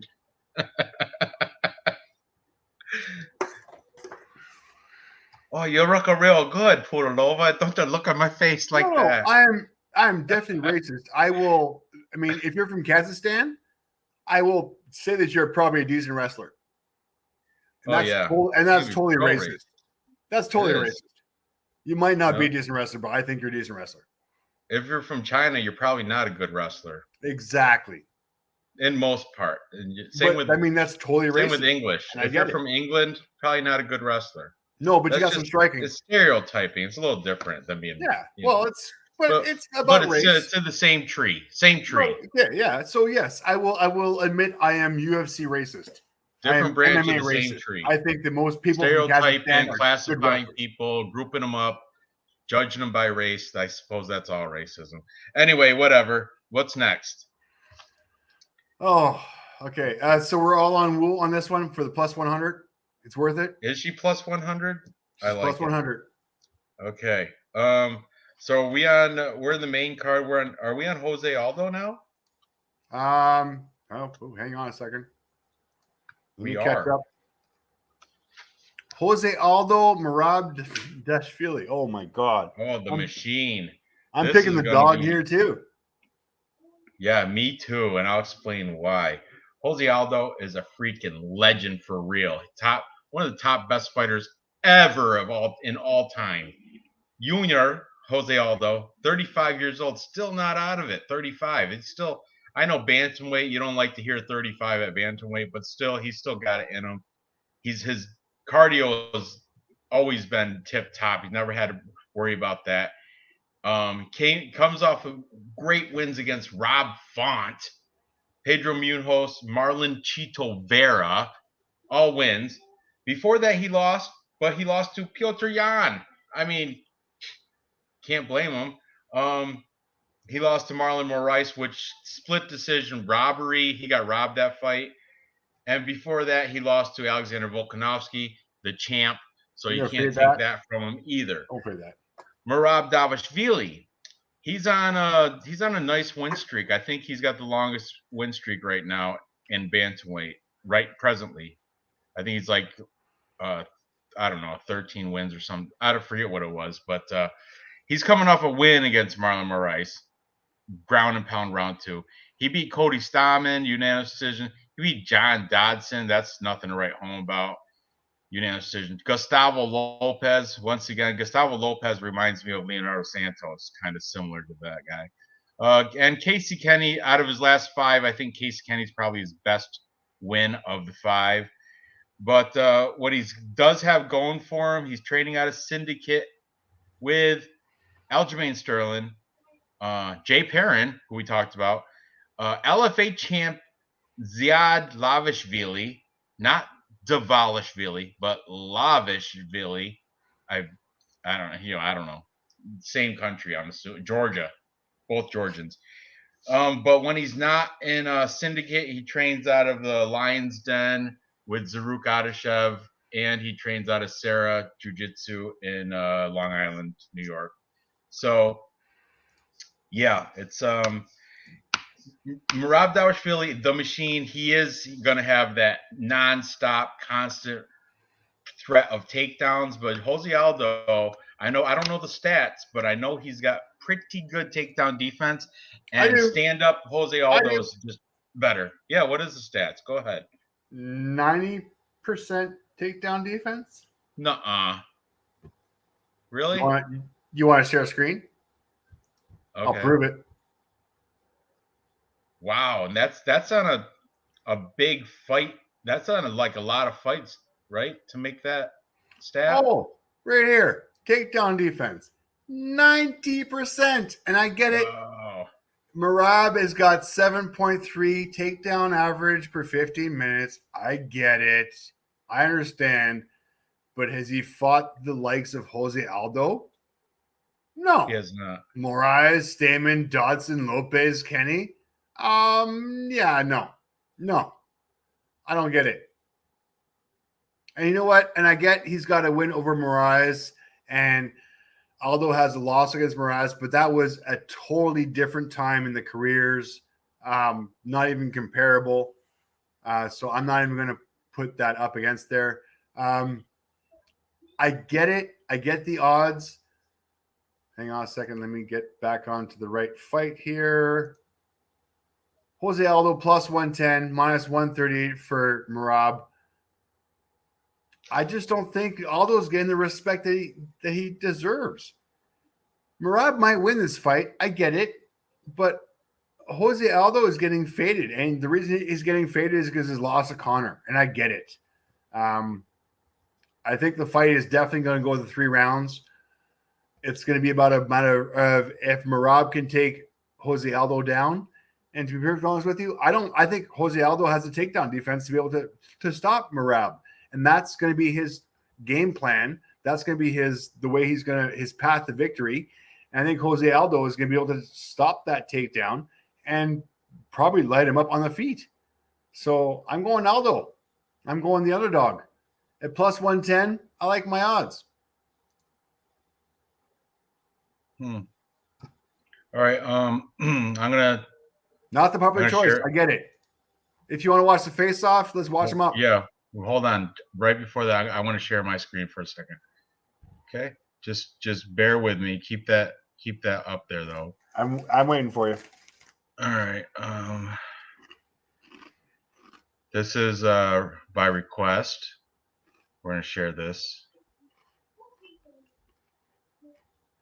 And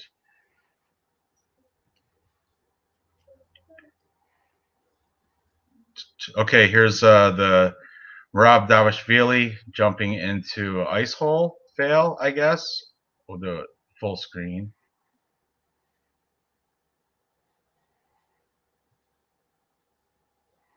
Okay, so I can't do it with sound. There he is. He decides to jump into a pond, ice hole. And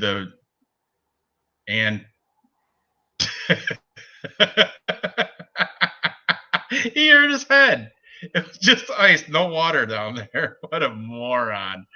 Oh, that's great. I never saw that before. Thanks for bringing that up, Brandon B. That's great. Look at, oh, that shows poor fight IQ. Is he bleeding now from his head?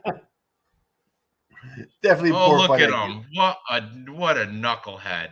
That's right there. That's why Jose is going to beat him. Right there. That is why. Look at Staples. What a knucklehead. Yeah. Unreal. Well, I appreciate that. Instead of playing the face-offs, you could play the clip of Rob Dobbin head first. All right. Well, okay, now let's watch the face-offs anyway. He's covering that scar up with that crazy hat. Me, I did it.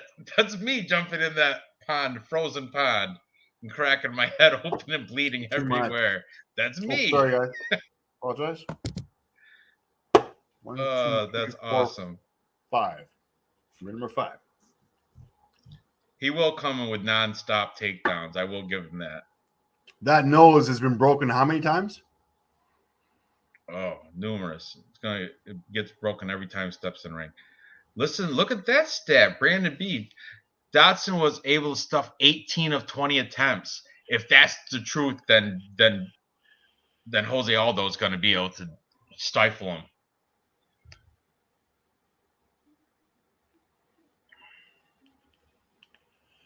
I'm such an Aldo fan. Maybe I'm biased.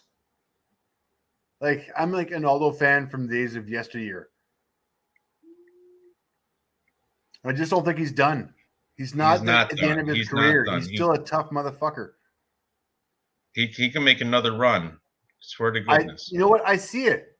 I see Aldo making another run. and he's ready. Looks good. A lot of people on Merab. He is the favorite. What's the line? What's he favored by? Like minus 140, 120 or something? Minus 138. For Merab Dvalishvili, right? Yep. The machine. But yeah, I don't know. I'm with you though. I like Jose Aldo. And what is he's plus money, right? Plus 120? Plus 110. Something? Plus 110. Yep. Gotta love that. Gotta love that. And if you look at the Merab's fight record, I'm looking at, okay, he's got the ground and pound win in his last fight. But before that, win by unanimous decision, win by unanimous decision, decision. And then before that, all these other things. Before that, decision. I don't think he's going to be able to finish him.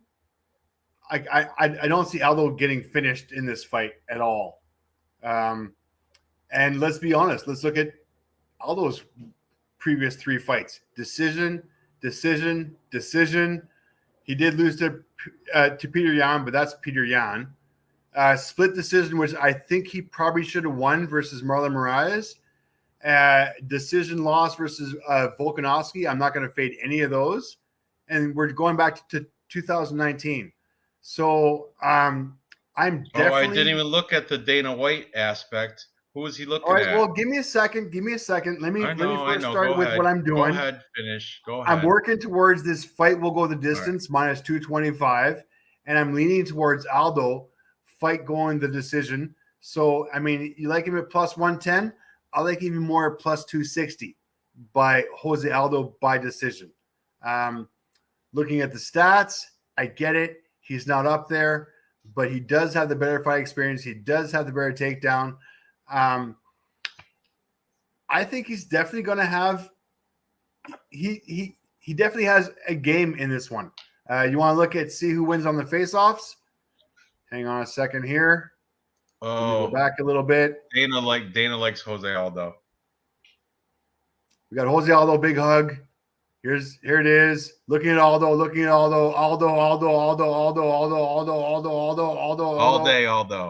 day Aldo. Yeah. Sorry, guys. Yeah. All day Aldo. Well, all I gotta say is, not me. Oh, I love it. Okay, so we're both on the side of the history legend in the Hall of Fame, future Hall of Famer Jose Aldo. Hall of Famer still fighting, possibly future champ once again. Never know. So, Ice Viking finally joins us. Aldo's quick to dig in those underhooks when anyone shoots on him. Place to bet on him by decision. We'll see. Merab is an animal. Yep. But somebody said if John Dobson can stuff 18 of 20 takedowns, I don't see Jose Aldo having a problem with it. So, yeah, let's rock with Jose Aldo. But I understand if you guys are taking the machine, Rob, because his constant pressure is never endless. He's more heart than brains, that's for sure. So he's not one to give up. I mean, you gotta give him that. But Aldo's he's got the better IQ. He's gonna outpunch him, outstrike him, probably catch him a couple times with some power shots. I think it's gonna go all 3 rounds. The older fighters can win in 3 rounds. When it comes to 5 rounds, like I said, Dominic Cruz, he should if that was 3 rounds last week, he would have won. That's why Jose Aldo beat Chito Vera. You know why? Because it was a 3-round fight. True. Right. So anyway, Dirty Reg, Merab, a lot of people on Merab. Dev said he was a lock, whatever. Aldo via more savage. Hart wins fights. Watch Nate to train. Yeah, not all of them though. And it's not like Aldo doesn't have heart. It's just IQ wins fights too. And we just showed you that this guy does not really have the fight IQ. Here, let me just run this back just to this part right about here. Okay, just one more time, just for the fun of it.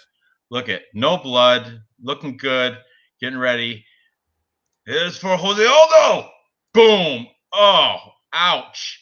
That's stupid. That's smarts. Ow, my head. Oh, oh. Unreal. Unreal. Okay. I'm sorry. I just had to do that one more time. All right. So anyway. So what's moving up? We're at the co-main event. Now we got big mouth Luke Rockhold, and I used to like Luke Rockhold, but now he's just been cringy lately with his whole just the media day. He he lost every verbal attack on Paulo Costa because he's just trying to be too outspoken. And right now, the UFC is not liking Luke Rockhold because he said they don't pay enough.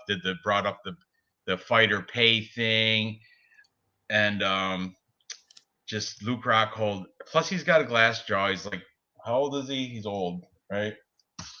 Let me find my sheet. I just had it. Was he 30? I want to say he's like 37. I can't find my paper I just had. Oh, there it is. Yeah, 37 for Luke Rockhold. Paulo Costa is 31. Luke is on drugs that sure verified it. Mushrooms, psychedelic mushrooms, verified. He was all about that.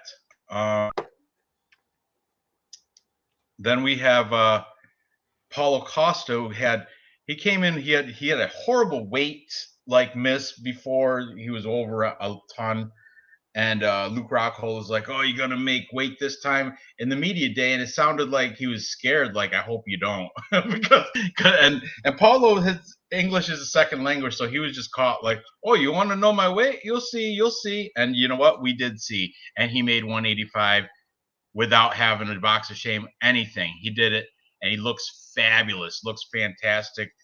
They will show you when once he brings up the face-offs. So Paulo Costa, I'm on him all day here. I don't see Luke Rockhold. I understand Luke Rockhold was a champ at one time in his life, but how many years ago was that? I don't even know. That was quite a while ago. He trains out of Luke Rockhold is training everywhere. He trains out of AKA. That's on Instagram. He trained 7 weeks ago. He was over at Sanford MMA, Killcliff. Trains out of there. RVCA, that's with his best friend Cheeto Vera, Marlon Vera. Prillo Boxing, Churchill Boxing Club. He's all over the place, Luke Rockhold. Paulo Costa, one place. Team Baracha in Brazil. Night. Going to bed? Good night, baby. Mwah. See you in the morning. So I think Luke Rockhold, his best days are way behind him. Paulo Costa, the eraser, should get this. Despite I know he's coming off 2 losses, but they're to Marvin Vettori and Israel Adesanya. But before that, he beat Yoel Romero, Uriah Hall, Johnny Hendricks. I like Paulo Costa here. I don't necessarily think he should be a minus 275 favorite, but he should be the favorite, at least probably minus 200 seems about fair. So, you have any discrepancy, any take on this that I didn't mention? No, I'm big on Paulo Costa on this one. I think Luke Rockhold doesn't stand a chance in hell. The UFC is going to try and get these. Is trying to get. I mean, to be perfectly honest with you, if you're the UFC, do you have more interest in Costa going forward or Rockhold going forward? I think Rockhold is pretty much at the end of his career. Costa is. Both these guys need to come off. Both coming off of 2 losses, they need to have a win. There's no way in hell Rockhold's going to have a chance in this one. I think Costa's going to finish this within distance. If you're looking at the stats, Paulo Costa by TKO, DQ, or submission within distance, minus 200. He's at minus 400 right now for the money line. Even the bookies are looking at the fight not to go the distance, minus 350.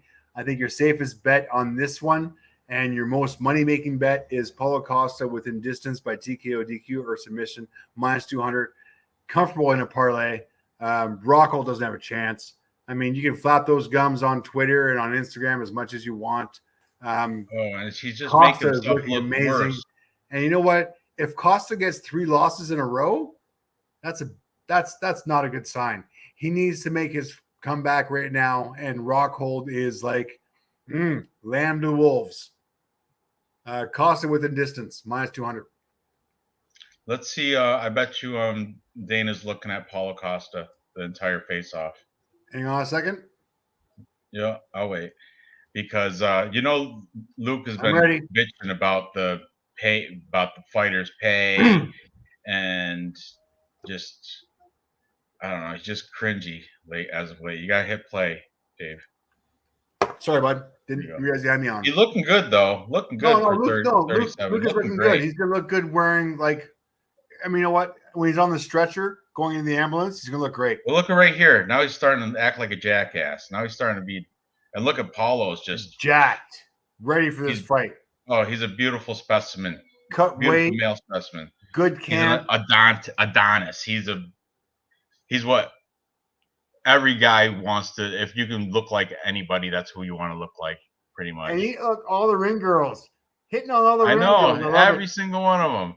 He's a gentleman too. God damn, that blonde is hot. Sorry. Yeah, they're all hot.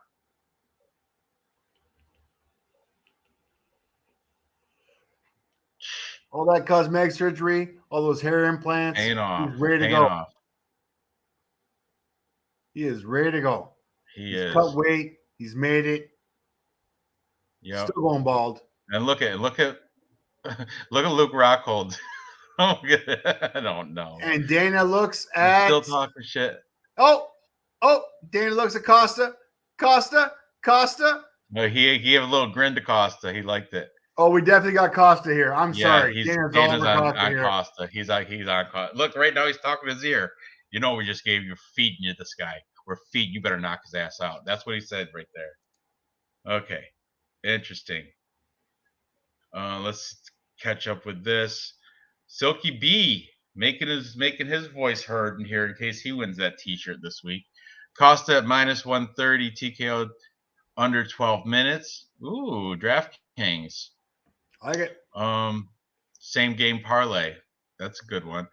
Rockhold has never lost a fight via decision or submission, which is fitting since he gets knocked out for 6th loss by TKO. Paulo Costa, round 2 by TKO, DQ. Paulo, round 1. I went big on this, just like Vera last week, I think Silky B met. Perillo is a master at game plans. He likely sending a couple bottles of red to Costa's room as you speak. Yeah, Costa. I think he got embarrassed enough that he's not going to touch that shit till tomorrow after he wins. Yeah, I think he's done now. Dana's warmed to Costa since his new cult following. Yeah, I can see that. Dana whispered in his ear, "First round TKO lock." Yeah, I think so too. That's why I was just saying. I was like, you better knock this guy out. He's been talking shit about fighter pay. Dana's cheap. You don't want to pay these guys. Let them go to PFL. Funny. So yeah, we're both. I don't think we've only disagreed on one fight so far tonight. I know it's been pretty bad. That's all right. We'll come up with a good 3-leg parlay then. So we're both on Paulo Costa, but so is the rest of the world. I don't know anybody taking Luke Rockhold. No, I got Costa with except for Vera. Marlon Cheeto Vera is about him, and who's the big tooth girl that BJJ expert? Tooth girl. You know who I'm talking about. Yeah, I know exactly what you're talking about. Big toothy grin, has a fake Brazilian accent. Yeah, I got you. Mackenzie Dern, is that it? Yeah, Mackenzie Dern, yeah. She's also been spotted on Luke Rockhold's Instagram at the RVCA gym. But anyway, let's get to the main event here. We've got Kamaru Usman, pound for pound best fighter in the world right now, taking on Leon Edwards for a rematch. Their first fight was back in 2015, I think. It could be off. I don't know. But Kamaru's coming off. He's been beating people twice. He beat Colby Covington for real. He beat Colby Covington twice. Jorge Masvidal twice. Yep. And he throw a win against Gilbert Burns in that last 5 as well. So he's been beating the top, opponents in his division 2 times. He trains out of 2 gyms. He has 2 houses in Florida right over by Killcliff, Sanford when he's at home. But when he's getting ready for camp, he's over at Elevation. And that's a good one to do for this camp, because at Salt Lake City has a higher altitude, so you want to acclimate your lungs to the low oxygen air. Elevation, being in Denver, smart move there. Leon Edwards training out of the UK, the Ultimate Training Center, coming off a win against Nate Diaz. I mean, Nate Diaz is a showman. He's fun to watch and everything, but when it comes to like technical fighting and stuff, he's not the best. He does have that no contest against Bilal Muhammad where he went knuckle deep into Bilal's eyeball. For real, that was the deepest eye gouge ever. Deep. But you know what he was doing is because Leon Edwards was playing tappity tap, stay away from me, and like trying to, that's why his fingers were extended. He was trying to push him away and caught him in the eye. Before that, he did beat RDA, Rafael Dos Anjos. He beat Gunnar Nelson by split decision. Beat old ass Cowboy Donald Cerrone too by unanimous decision. That's his last 5. I don't know. There is a shot for Leon Edwards. He's very good technical striker. Even Kamaru Usman said he's very good at striking, but yeah, he goes, I'm on another level though. And he's right. Kamaru Usman is on another level. Leon Edwards has I don't care if he's been working the past 6 months on his wrestling. Kamaru Usman's had that wrestling since high school. Leon Edwards, you can't learn a lifetime of wrestling in 6 months. It's just impossible. Kamaru Usman's got this all day. Lock it in. I don't see Leon Edwards. The only thing, Kamaru Usman though, I guess he's got bad knees now. He's 35. Huh? Kamaru hasn't been able to walk properly for the last 10 years. The fact that he's facing Leon Edwards is not going to change anything. He's been dealing with this issue for a long time. He's scheduled for knee surgery after this fight. I get it. This is not going to stop him. He's had this affliction with his knee issues for the last 6 years. So, and he's been overcoming this problem that he's had with his knees. So this does not faze me in any way, shape, or form. This is not going to stop Kamaru in any way. No, he has got this. Yeah, I agree. Kamaru Usman. I'm just trying to find somebody who I've been, because I watch all these cappers. You know who the only people taking Leon Edwards? MMA Guru. Why? Because he's out of the UK. That's why. This guy named Newsom, MMA Play 365. You know why? Because he's from the UK. That's why. The only support that Leon Edwards is getting is guys from his own country, because he trains out of the United Kingdom.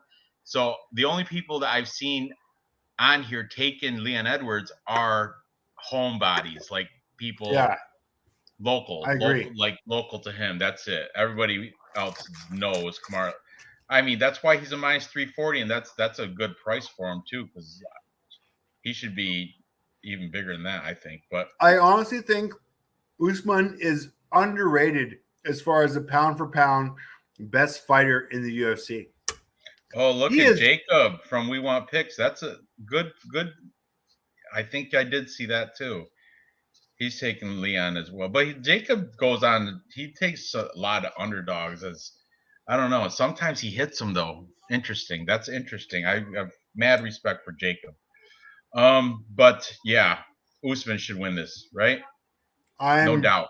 Very comfortable. Now, mind you, looking at the odds, you got minus Usman minus 350, Leon Edwards plus 275.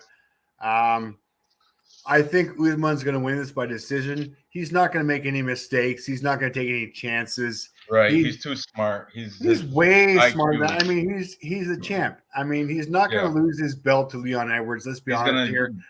Whether he wins it within distance or decision, I think he's not going to he's not going to risk losing his belt against Leon Edwards. He's going to play the game. If Leon Edwards gives him the opening, he's going to take it. I'm comfortable with Usman winning this. I think it's going to be by decision. I think it's going to go 5 rounds. Just because Leon is who he is, and Leon went 5 rounds with Nate, and I get it. He got dialed in. But, I mean, I'm not going to be impressed with a 5-round decision over Nate Diaz as his last fucking win compared to Usman record. So, I get it. I don't think Nate Diaz going to fight Khamzat. Oh, yeah, no, he will. And he will lose brutally. Yeah. Brutally. I like Nate Diaz. I like even in this fight against Edwards, he did the middle finger. And I get it. And he did well. Loved it. But unfortunately, Khamzat is a different animal than Leon Edwards. Khamzat he's a different animal. Relentless. Totally different animal than Leon Edwards. And I get it. Khamzat showed his vulnerability his last fight. I get it. It's still not going to be – Nate doesn't have enough in the tank, in the wrestling aspect. I get it. He might have the BJJ advantage. He might have the striking advantage. But you need power to associate with that striking advantage. And Nate just doesn't have that power. He's going to tap him up for 5 rounds. I get it. He's going to give him the Compton slap. You know what? Sorry. Guaranteed it's going to be 5 rounds. It's going to be fun to watch, though. Yeah. I hope he does give him the Compton slap. I hope he gives him the FU. Yeah, if Khamzat is smart, he will take him down every single round and just hold him and dominate him for 4 rounds. Well, he's going to, Nate's a bleeder, too. Yeah, it doesn't matter. It's going to be his face and he bleeds. It's going to be, you know what? Part of his whole niche. The one thing that Tito Ortiz gave the MMA was that half card ground and pound. That half guard ground and pound, Tito Ortiz rocked that shit. He dominated it every single time. And I think that's exactly what you're going to see in this one, is that Khamzat is going to go into the half guard and he's going to be able to dial Nate in with those elbows, dial Nate in with those punches. He's going to be he's going to be the bigger guy. He's going to be the lankier guy. He's going to be the heavier guy when it comes down to the fight. And it's going to be a takedown and an ugly Tito Ortiz ground and pound type of domination for 5 rounds. And Nate's not going to quit. So it's going to go 5 rounds. But we got to see who Dana's looking at. Let's go. Let's run that.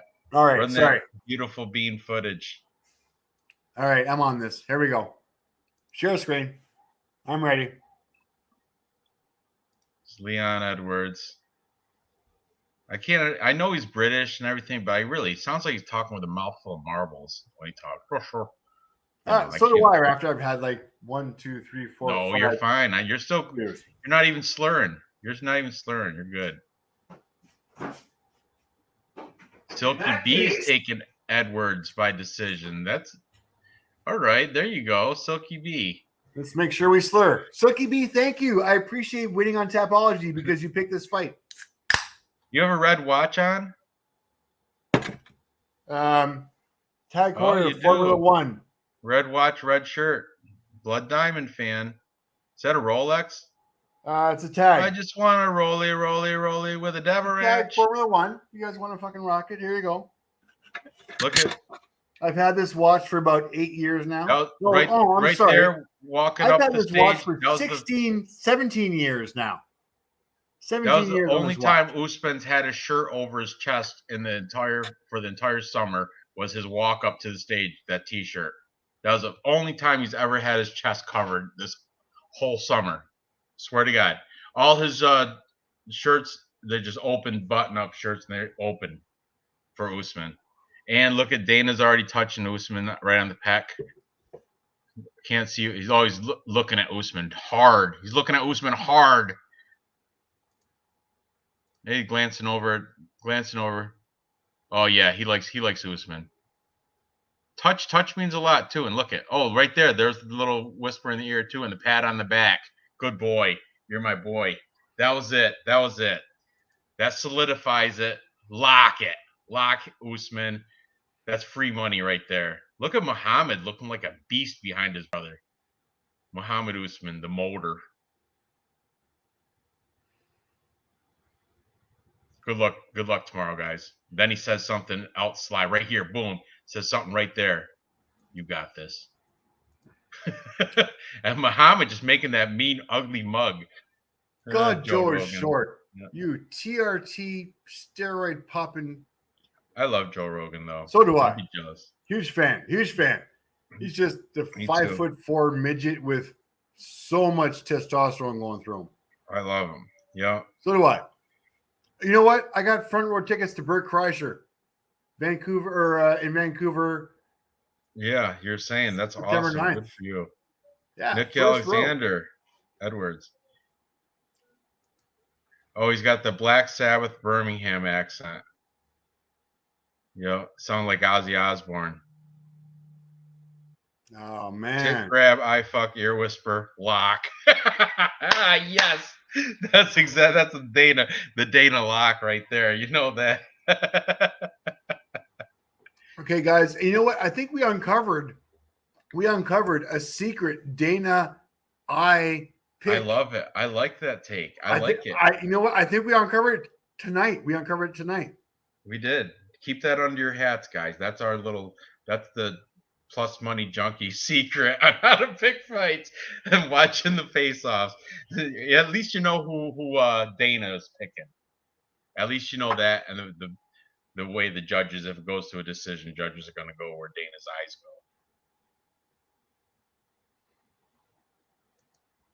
go. That was good. That was good. All right, so we have to come up with a good value, confident 3-leg parlay here, which we're chalky. We got a lot of chalk on this card. Oh no, we got this. We did. We got a couple underdogs though. Yeah, we agreed on every single fight except for Aorchi Lange and Jay Perrin. That was the only one we disagreed on throughout. So let's see. Let's mix it up. Let's take at least a prelim, at least one prelim, and at least one main card. Then the third fight could be whatever. So okay, so my prelim pick is going to be AJ Fletcher versus. Me too. Minus 160. Right? What'd you say? Minus what? Yeah. Minus 160. AJ Fletcher. Oh yeah, I did see that Joe was wearing a Kill Cliff shirt. I saw he got the long his long sleeve, the US, like Captain America type style. Yep. I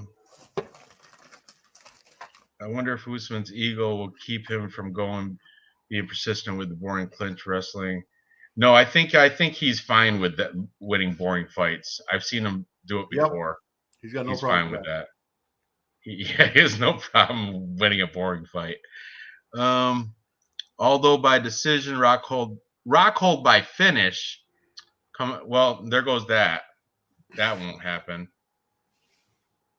Aldo by decision, out of those three, that's the only one I agree with. The other ones, Edwards by decision and Rockhold, that won't happen. $1 gets you almost 200 though. There you go. Connor Burks is wearing an Usman shirt on Wednesday though. There's been a handful of times he wears a fighter shirt and then they lose. Interesting. But I'm going with our new thing, our new whoever Dana's eye fucking. I like that one. All right, so we like AJ Fletcher. That's one of our legs on our 3-leg. How about dude? No, I mean we could juice it up with that Marcin Tybura, but that's tough. That's a tough fight. I can't be that confident with that one.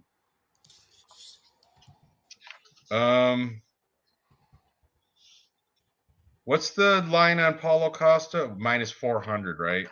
That's bold. That's bold. Can't do that. Or no, minus Yeah, it's pretty. 275. That's pretty chalky. Minus 275 for that. All right, let me look through these. Jose Aldo, are you confident with him? He's plus money. I'm confident with Aldo plus 110. I am confident with Jared Gordon minus 275. Okay. I am confident with Sean Woodson minus 350. Okay. This is pretty chalky though. It is chalky, but it's still going to be plus money. Yeah, I like those. I like between Kamaru Usman and Paulo Costa. Paulo Costa is at minus 400. Kamaru Usman is at minus 350. I am way more comfortable at Kamaru Usman at minus 350. Yeah, he's a lock. Usman's a lock. Minus 350. And yeah, the other one is Jared Gordon minus 275. And I'm sorry. I'm staying away from chick fights. I'm done. Yeah. I mean, I got her in a parlay, but I'm going to stay away from that too. Chick fights always, they can go either way anytime. Anytime. Shanna Young even could have had a chance. Not really, but not really. But so. How about yeah, let's go with we're gonna go Fletcher, Kamaru Usman, and I don't know, Jared Gordon maybe, or Sean Woodson. What's he? Oh, that's minus 340. What was Jared Gordon? Minus 275. I like Gordon. I like Usman. And I like Fletcher. There we go. We're going to plug that in and see what that pays out. I like those three. Plug it in on 365. I'll plug it in Bet Online and see what we get. Give me a second here. Fletcher. Gordon. Usman. Plus 184. Oh, that's pretty good. That's a nice come up. We lost our last one because of the legend GM3. We lost our last fight or our last 3-fight parlay. So I'm not going to fade the legend, but I kind of like Fletcher. I like Gordon. I definitely like Usman. Yeah, Usman, I think that's the biggest lock on my most confident pick on the card is Usman. I mean, I'm pretty comfortable with Gordon as well for Santos. Like Gordon versus Santos, I'm very comfortable with Gordon. And AJ Fletcher, I'm good with that too. That's the best odds we got. I'm going to stay away from Aori and Jay because we disagree. I mean, if we threw Marcin Tybura in there, which we both like him, but that's a tough fight, man. Alexander Romanov. No, that's a separate bet. That's not a parlay bet. That's a separate. You're right. Bet. That is separate. Separate bet. That. Okay. Costa, Rockhold not going distance. Okay. Where does Costa Rockhold not going distance? Costa Rockhold not going distance is minus 350. Eek. Okay, so I got a plus 190 for in Bet Online for those R3. Yeah, and I got plus 184. So I mean, I like that bet whatsoever, and I appreciate Costa not going distance, but that's still minus 350. That doesn't help me. Costa by TKO is minus 200. I get it. Good odds, but not worth the parlay right now. We want to stay away from prop bets on the parlay, guys. We want to stay with the three main. Just straight money line. As soon as you get to prop bets on parlays, you're going exponentially with the odds. And for our 3-5 parlay, we're going to stick with just the money lines. So I appreciate that. I appreciate the odds. I get it. I think Costa's going to win as well. I think he's going to win within distance. A good separate bet, but just not something I would put in a parlay. Parlay, I mean, a 3-part parlay, your odds are down huge right off the bat. So you want to take some comfortable 3-fight parlays. All right, I'm gonna post this. So 3 fights parlay plus money plus 190. That's modest. It's good. You're not too greedy with that. I think the universe would hand you that one. It's smart, safe bets all the way, all 3 of them.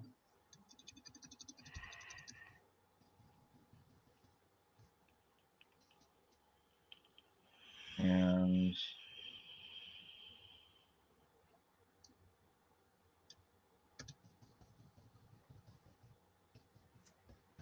I didn't realize the watch was a fucking.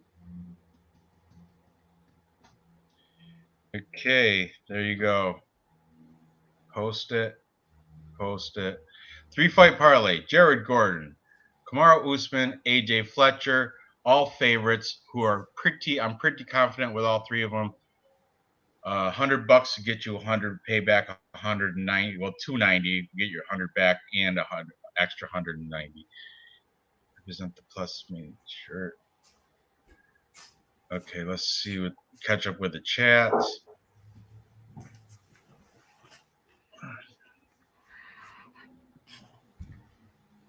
That's the only fight we split on is that Aorichi Lang and Jay Perrin. Yeah. I'm on Jay Perrin because I think his wrestling is going to win a boring decision, but Dave likes the striking of Aorichi Lang. Yeah, I think stats overall is going to be a decision win just for volume. See, that's a good one, but I don't have confidence in Wu. I think she's going to win, but I can't put her in. I mean, I can, but not for our official 3-leg parlay for the show. But that's a good one. Fletcher, Aldo, Wu. I'm going to place that on the side, I think, as a parlay.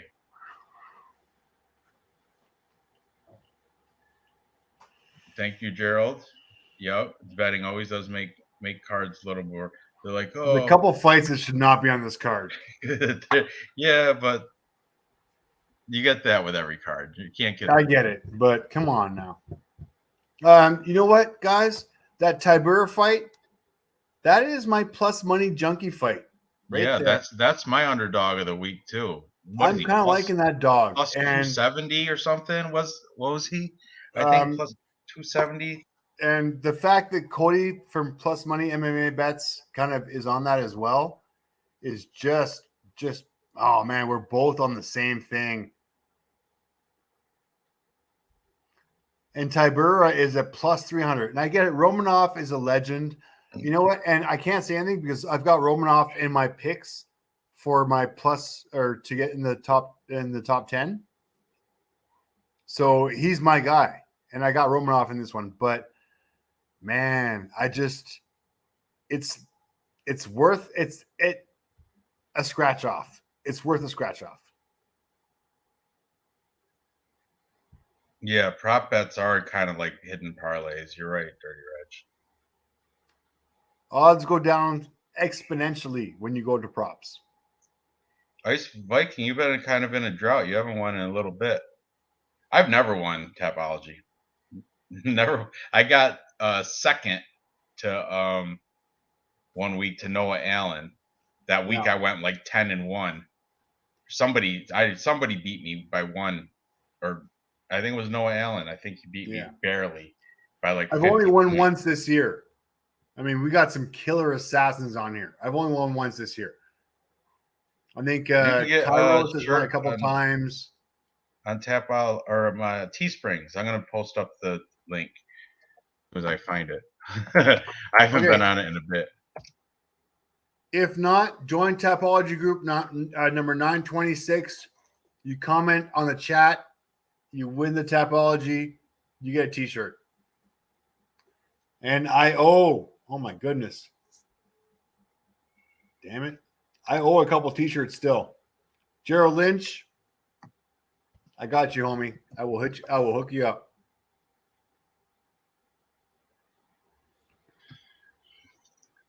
I think on my channel page there's a link to it, but I'm gonna post the link anyway again here for my store.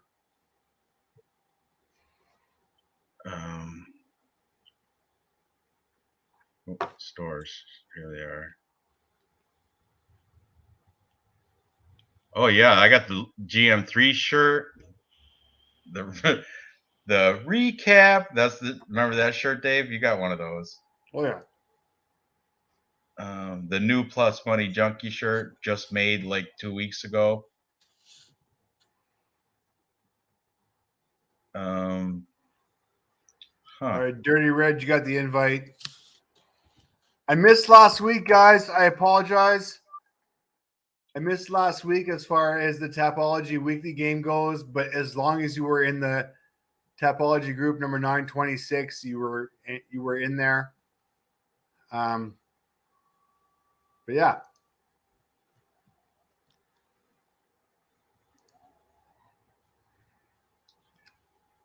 All right, I don't know if this Sell. link's gonna I gotta work. invite Sell.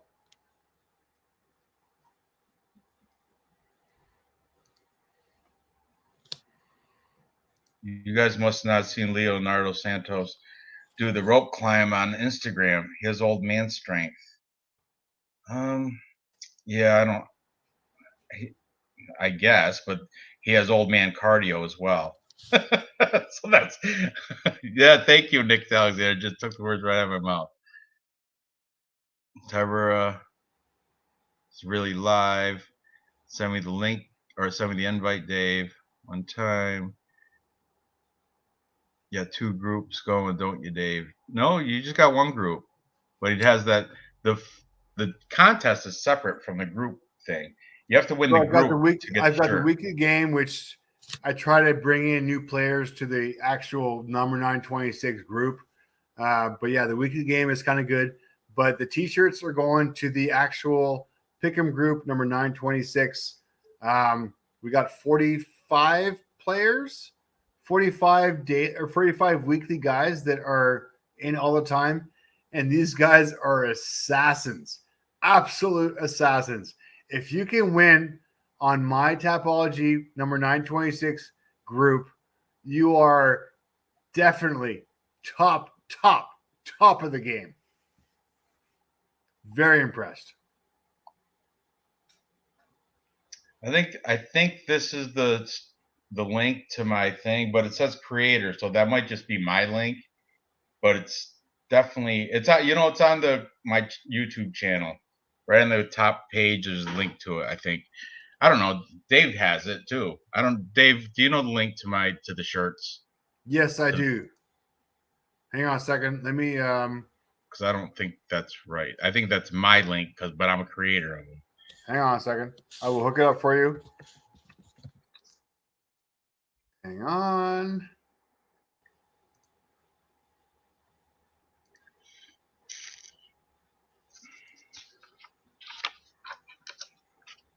And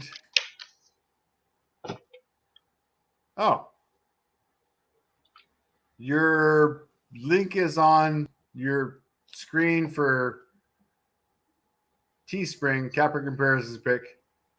You're on there. Just join Capper Comparisons Pick, go to his about, and check out the Teesprings. There you go. Yep. And if you haven't subscribed, do that. You should have done that for a while now. Just go on Ranch's site, hit the links, Capper Comparison T-shirts, and you got it. Right there. Pretty easy to find.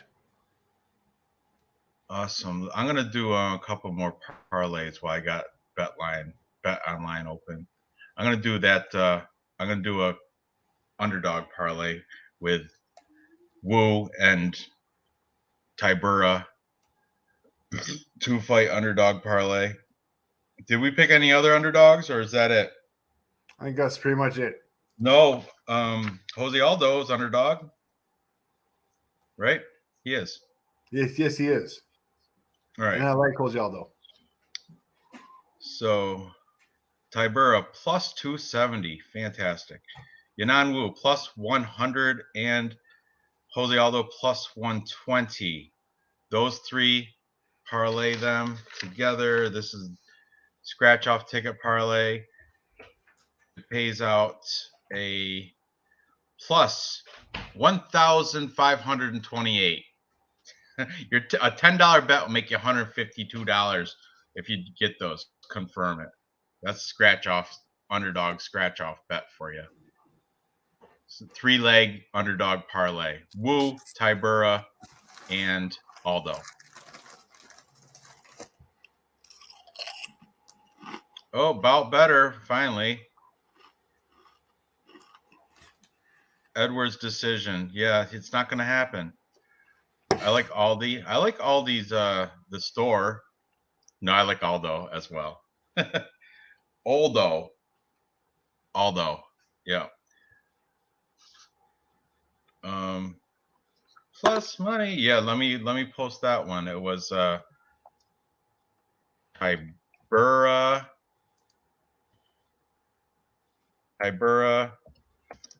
Wu, and Aldo.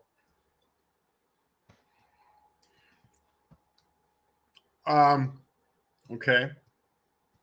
What? Yeah, no, I get it. Let's just stick with the Fletcher. Yeah, Gordon, I know, but so what? This is a side bet, Dave. I get it.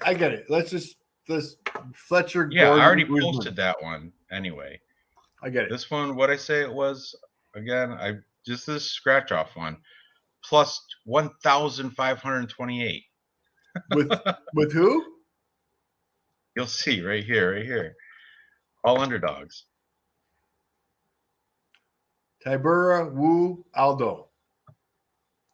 Yeah, $10 will make you 150 if you parlay those three. Wu and Aldo. Minus or plus 1,580. Wow, yours is even better than mine. What? I like $10, Dave. $10, you can win 100. Dude, I like it. I'm willing to put $20 on that. $20 pays off $367. Oh man. Yep.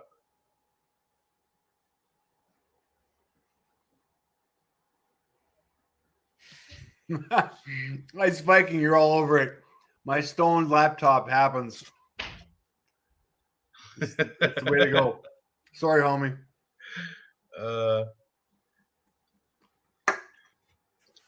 All right. What time is it? Tybura, Wu, and Aldo? Damn, I like that scratch off. I'm all over that. It's a good one. Yours is plus 1,580, you said. Plus 1,580. Even better. Even Tybura, better. Wu, and Aldo. Damn, that's worth a scratch off. Definitely a scratch off.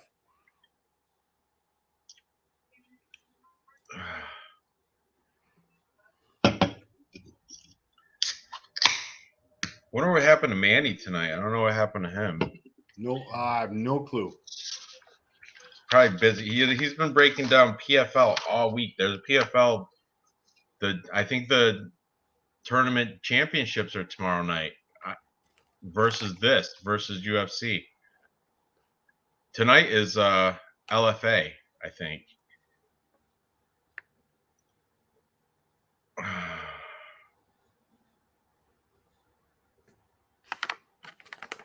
Excuse me.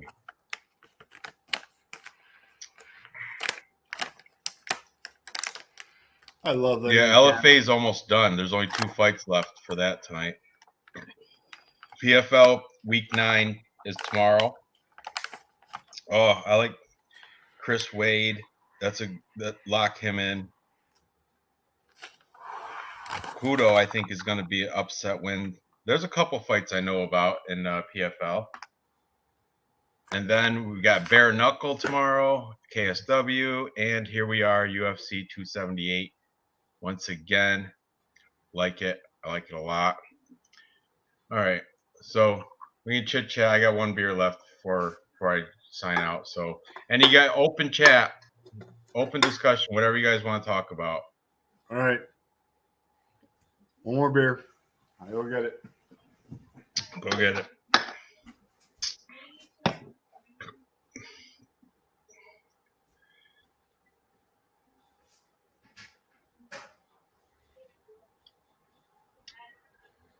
Who's he fighting tomorrow?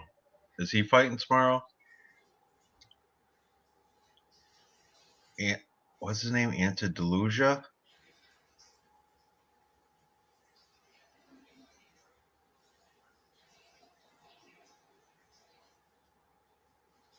Well, he's not fighting tomorrow. But yeah, PFL, this is the $1 million tournament, right? I'm sure it is. I need an M-base shirt with graphic having her placing duct tape over your mouth and say plus money, Raj. Add that to the site and it will sell. She made a logo for me has like a C and a backward C all sharp and blue and a P. I'm lazy. I never. And she kind of like I think she got mad at me a couple weeks ago. She asked to be on the show. I'm like, why? So you can back out the last second. She didn't like that. Never got a response since then. So I think M-Bay's a little upset with me. Yeah, moving on. Whatever. Do I need to mend some fences? Do I need to mend some bridges with you and M-Bay? I don't know. I think she's upset with me because she was like, I want to be on the show tonight. This was like I don't know, 2 or 3 weeks ago. She was like, I want to be on the show. And I'm like, why? So you can back out in the last 5 minutes and just ghost me when I promised everybody that you'll be there and make me look like an ass. Then no response after that. So I think all right, I'll get M-Bay on next show. Yeah, sure, if you want. I'll mend fences. We are in a competition together. I haven't even checked the update. And I know dude, I'm kicking your ass. No, you're not. I got people that jumped up into the top 15 that are on my list. I'm sure. John Jones is gonna win this for me. He's not even fighting. Just wait. Just wait. John Jones has his locked for me.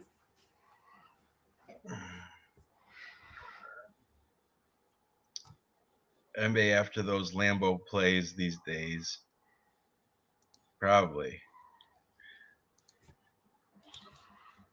NBA was too pretty for this show anyway. This show can get ugly at times. We're judging everybody in the background of the weigh-ins. Look at that.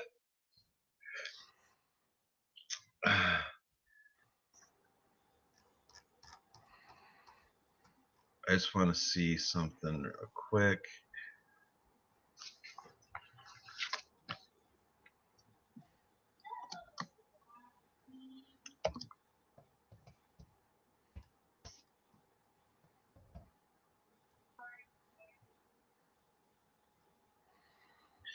Yeah, biggest dog for me on the card, Marcin Tybura. Oh, I like it. For sure. I'm shocked that he's bigger than Romanov too. Just a slight, just touch, but he's definitely a bigger dude.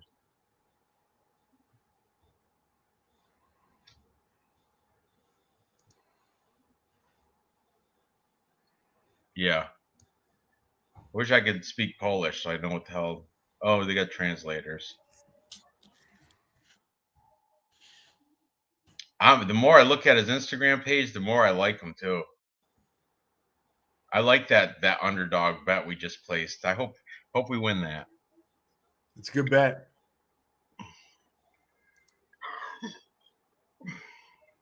I do have a lineup in DraftKings. I have but because the thing is in DraftKings you have to throw in underdogs on your lineup, otherwise you can't afford it. You know what I mean? So I put in Tybura. He was super cheap in DraftKings, super cheap for Tybura. And I think I put in Wu. Wu was cheap. Yanan Wu. I got another lineup with Jay Perrin. So those are the 3 underdogs I used to balance it. Oh, and Aldo. Aldo's kind of cheap too because he's the underdog. Good. Ooh, Jones is fighting Stipe in December. Yeah, I know. Okay, I didn't know that. We're both on AJ Fletcher. We put him in our let me find that that full our 3-leg. Here's our official 3-leg for the show. Right there.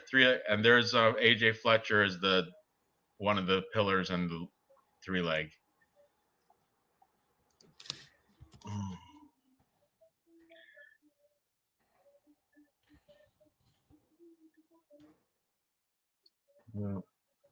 Yeah, I miss Mbe. I miss her. Cody's on Tybura as well. Yes, I saw that. I did watch that We Want Picks. Or not, I mean Dog or Pass podcast.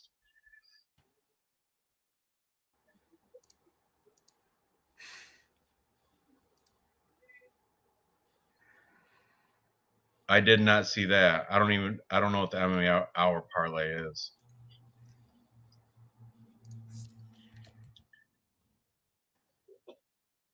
All right, 10 minutes, Dave. 10 minutes.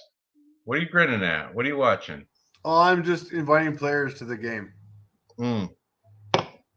I have a healthy repertoire of assassins that I can put in my Tapology.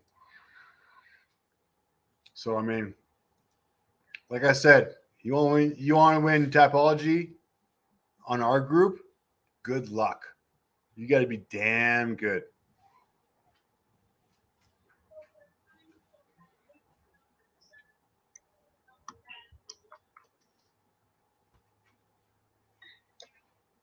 Yeah, it's Viking. Cody's got the shit, man. I'm very impressed with Cody. Been following him, and I've been. Oh, you mean Cody Blood Money Cody? Yeah, he does. He's all over Tybura. I thought you were talking about Cody Saftik, CJ Saft from Dogger Pass. But yeah, absolutely.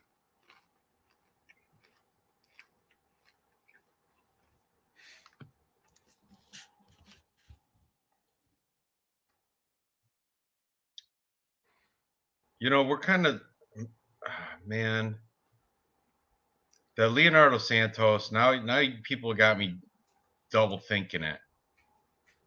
No, he's 42 though. He's over 40. No, forget about it. No. Forget about it. Jared Goran's got this. Come on now. Don't I even know. start.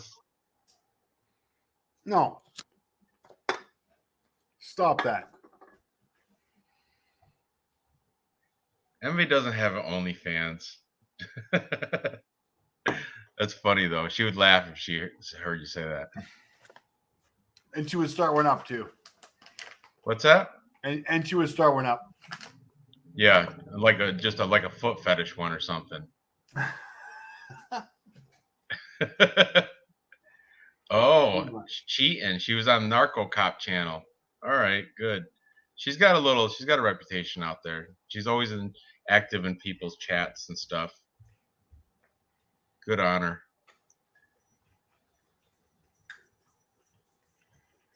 If I forgot to invite anybody to the Tapology this week, I apologize.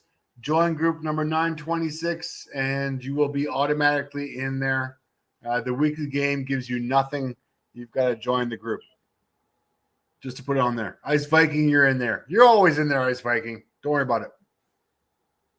I just accepted just for the. All right, fourth one. You just started this group just now, then I get it, right? What's that? You just started the game, like the weekly one. Yeah, I just started like last, but that's just the weekly one. Right. The group though, that's got 44 members strong right now. Yeah. I think we're 45 as the last check. 45 members.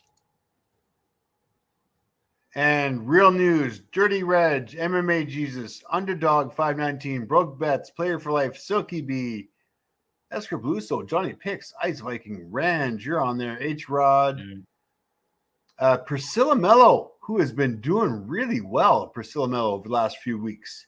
Seba MMA, Blood Money MMA, Cell Mathbata, always on there. Please follow MMA Jesus. What's his YouTube channel? Dev the Dude. Dev the Dude. There we go. Dev the Dude sells his partner, and Cell's channel is called the SM Show. Yeah. Who's this Simple Priscilla Man. Mello? Is she look? It says Priscilla Mello. She says PPC 78 champ, first place in the Caveman crew. What is she? Is she a fighter or is she just a fan? I don't know, man, but she's got dialed in. She's had some amazing picks in the last few weeks. She's got a 73% win percentage. That's which pretty is good. amazing. 73% is pretty awesome. Yeah, I like her. Get her on the show. So I will have to friggin' text her and get her on the show. But you got her email as well. here. Man, we just have a whole bunch of assassins on here. Absolute assassins.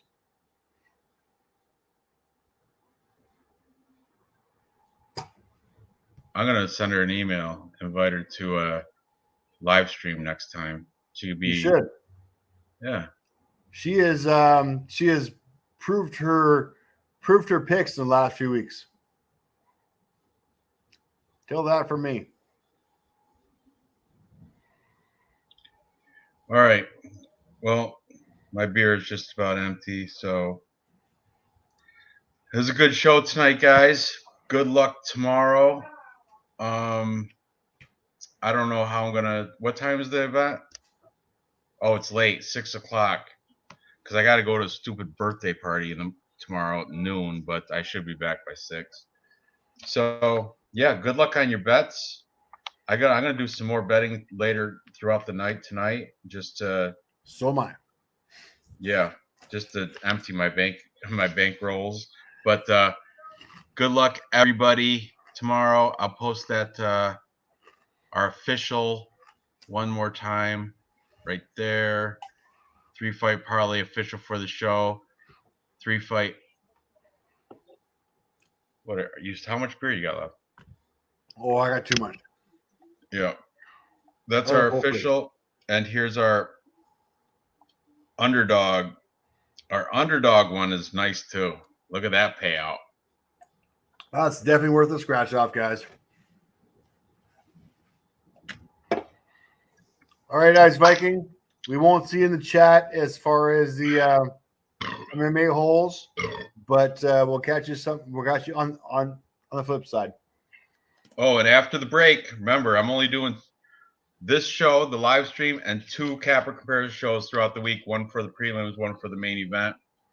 Because my family's complaining I'm giving too much time to YouTube and not enough time to them. So instead of every single night doing a video, I'm going to do it twice a week and then the Friday live stream. All right. Yeah, I agree. VCR here, man. Birthday parties are the worst. And tomorrow, I don't want to go, but I got to. My wife's cooking Korean barbecue for the party. Unreal. All right. We'll keep that on the down low, Nick Alexander. All right. So good night, guys. It's been a pleasure. Good luck on your bets. I'll see you guys not next week. When's the next event, Dave, after this? Oh, are we 2 weeks away? I know there's a break after this.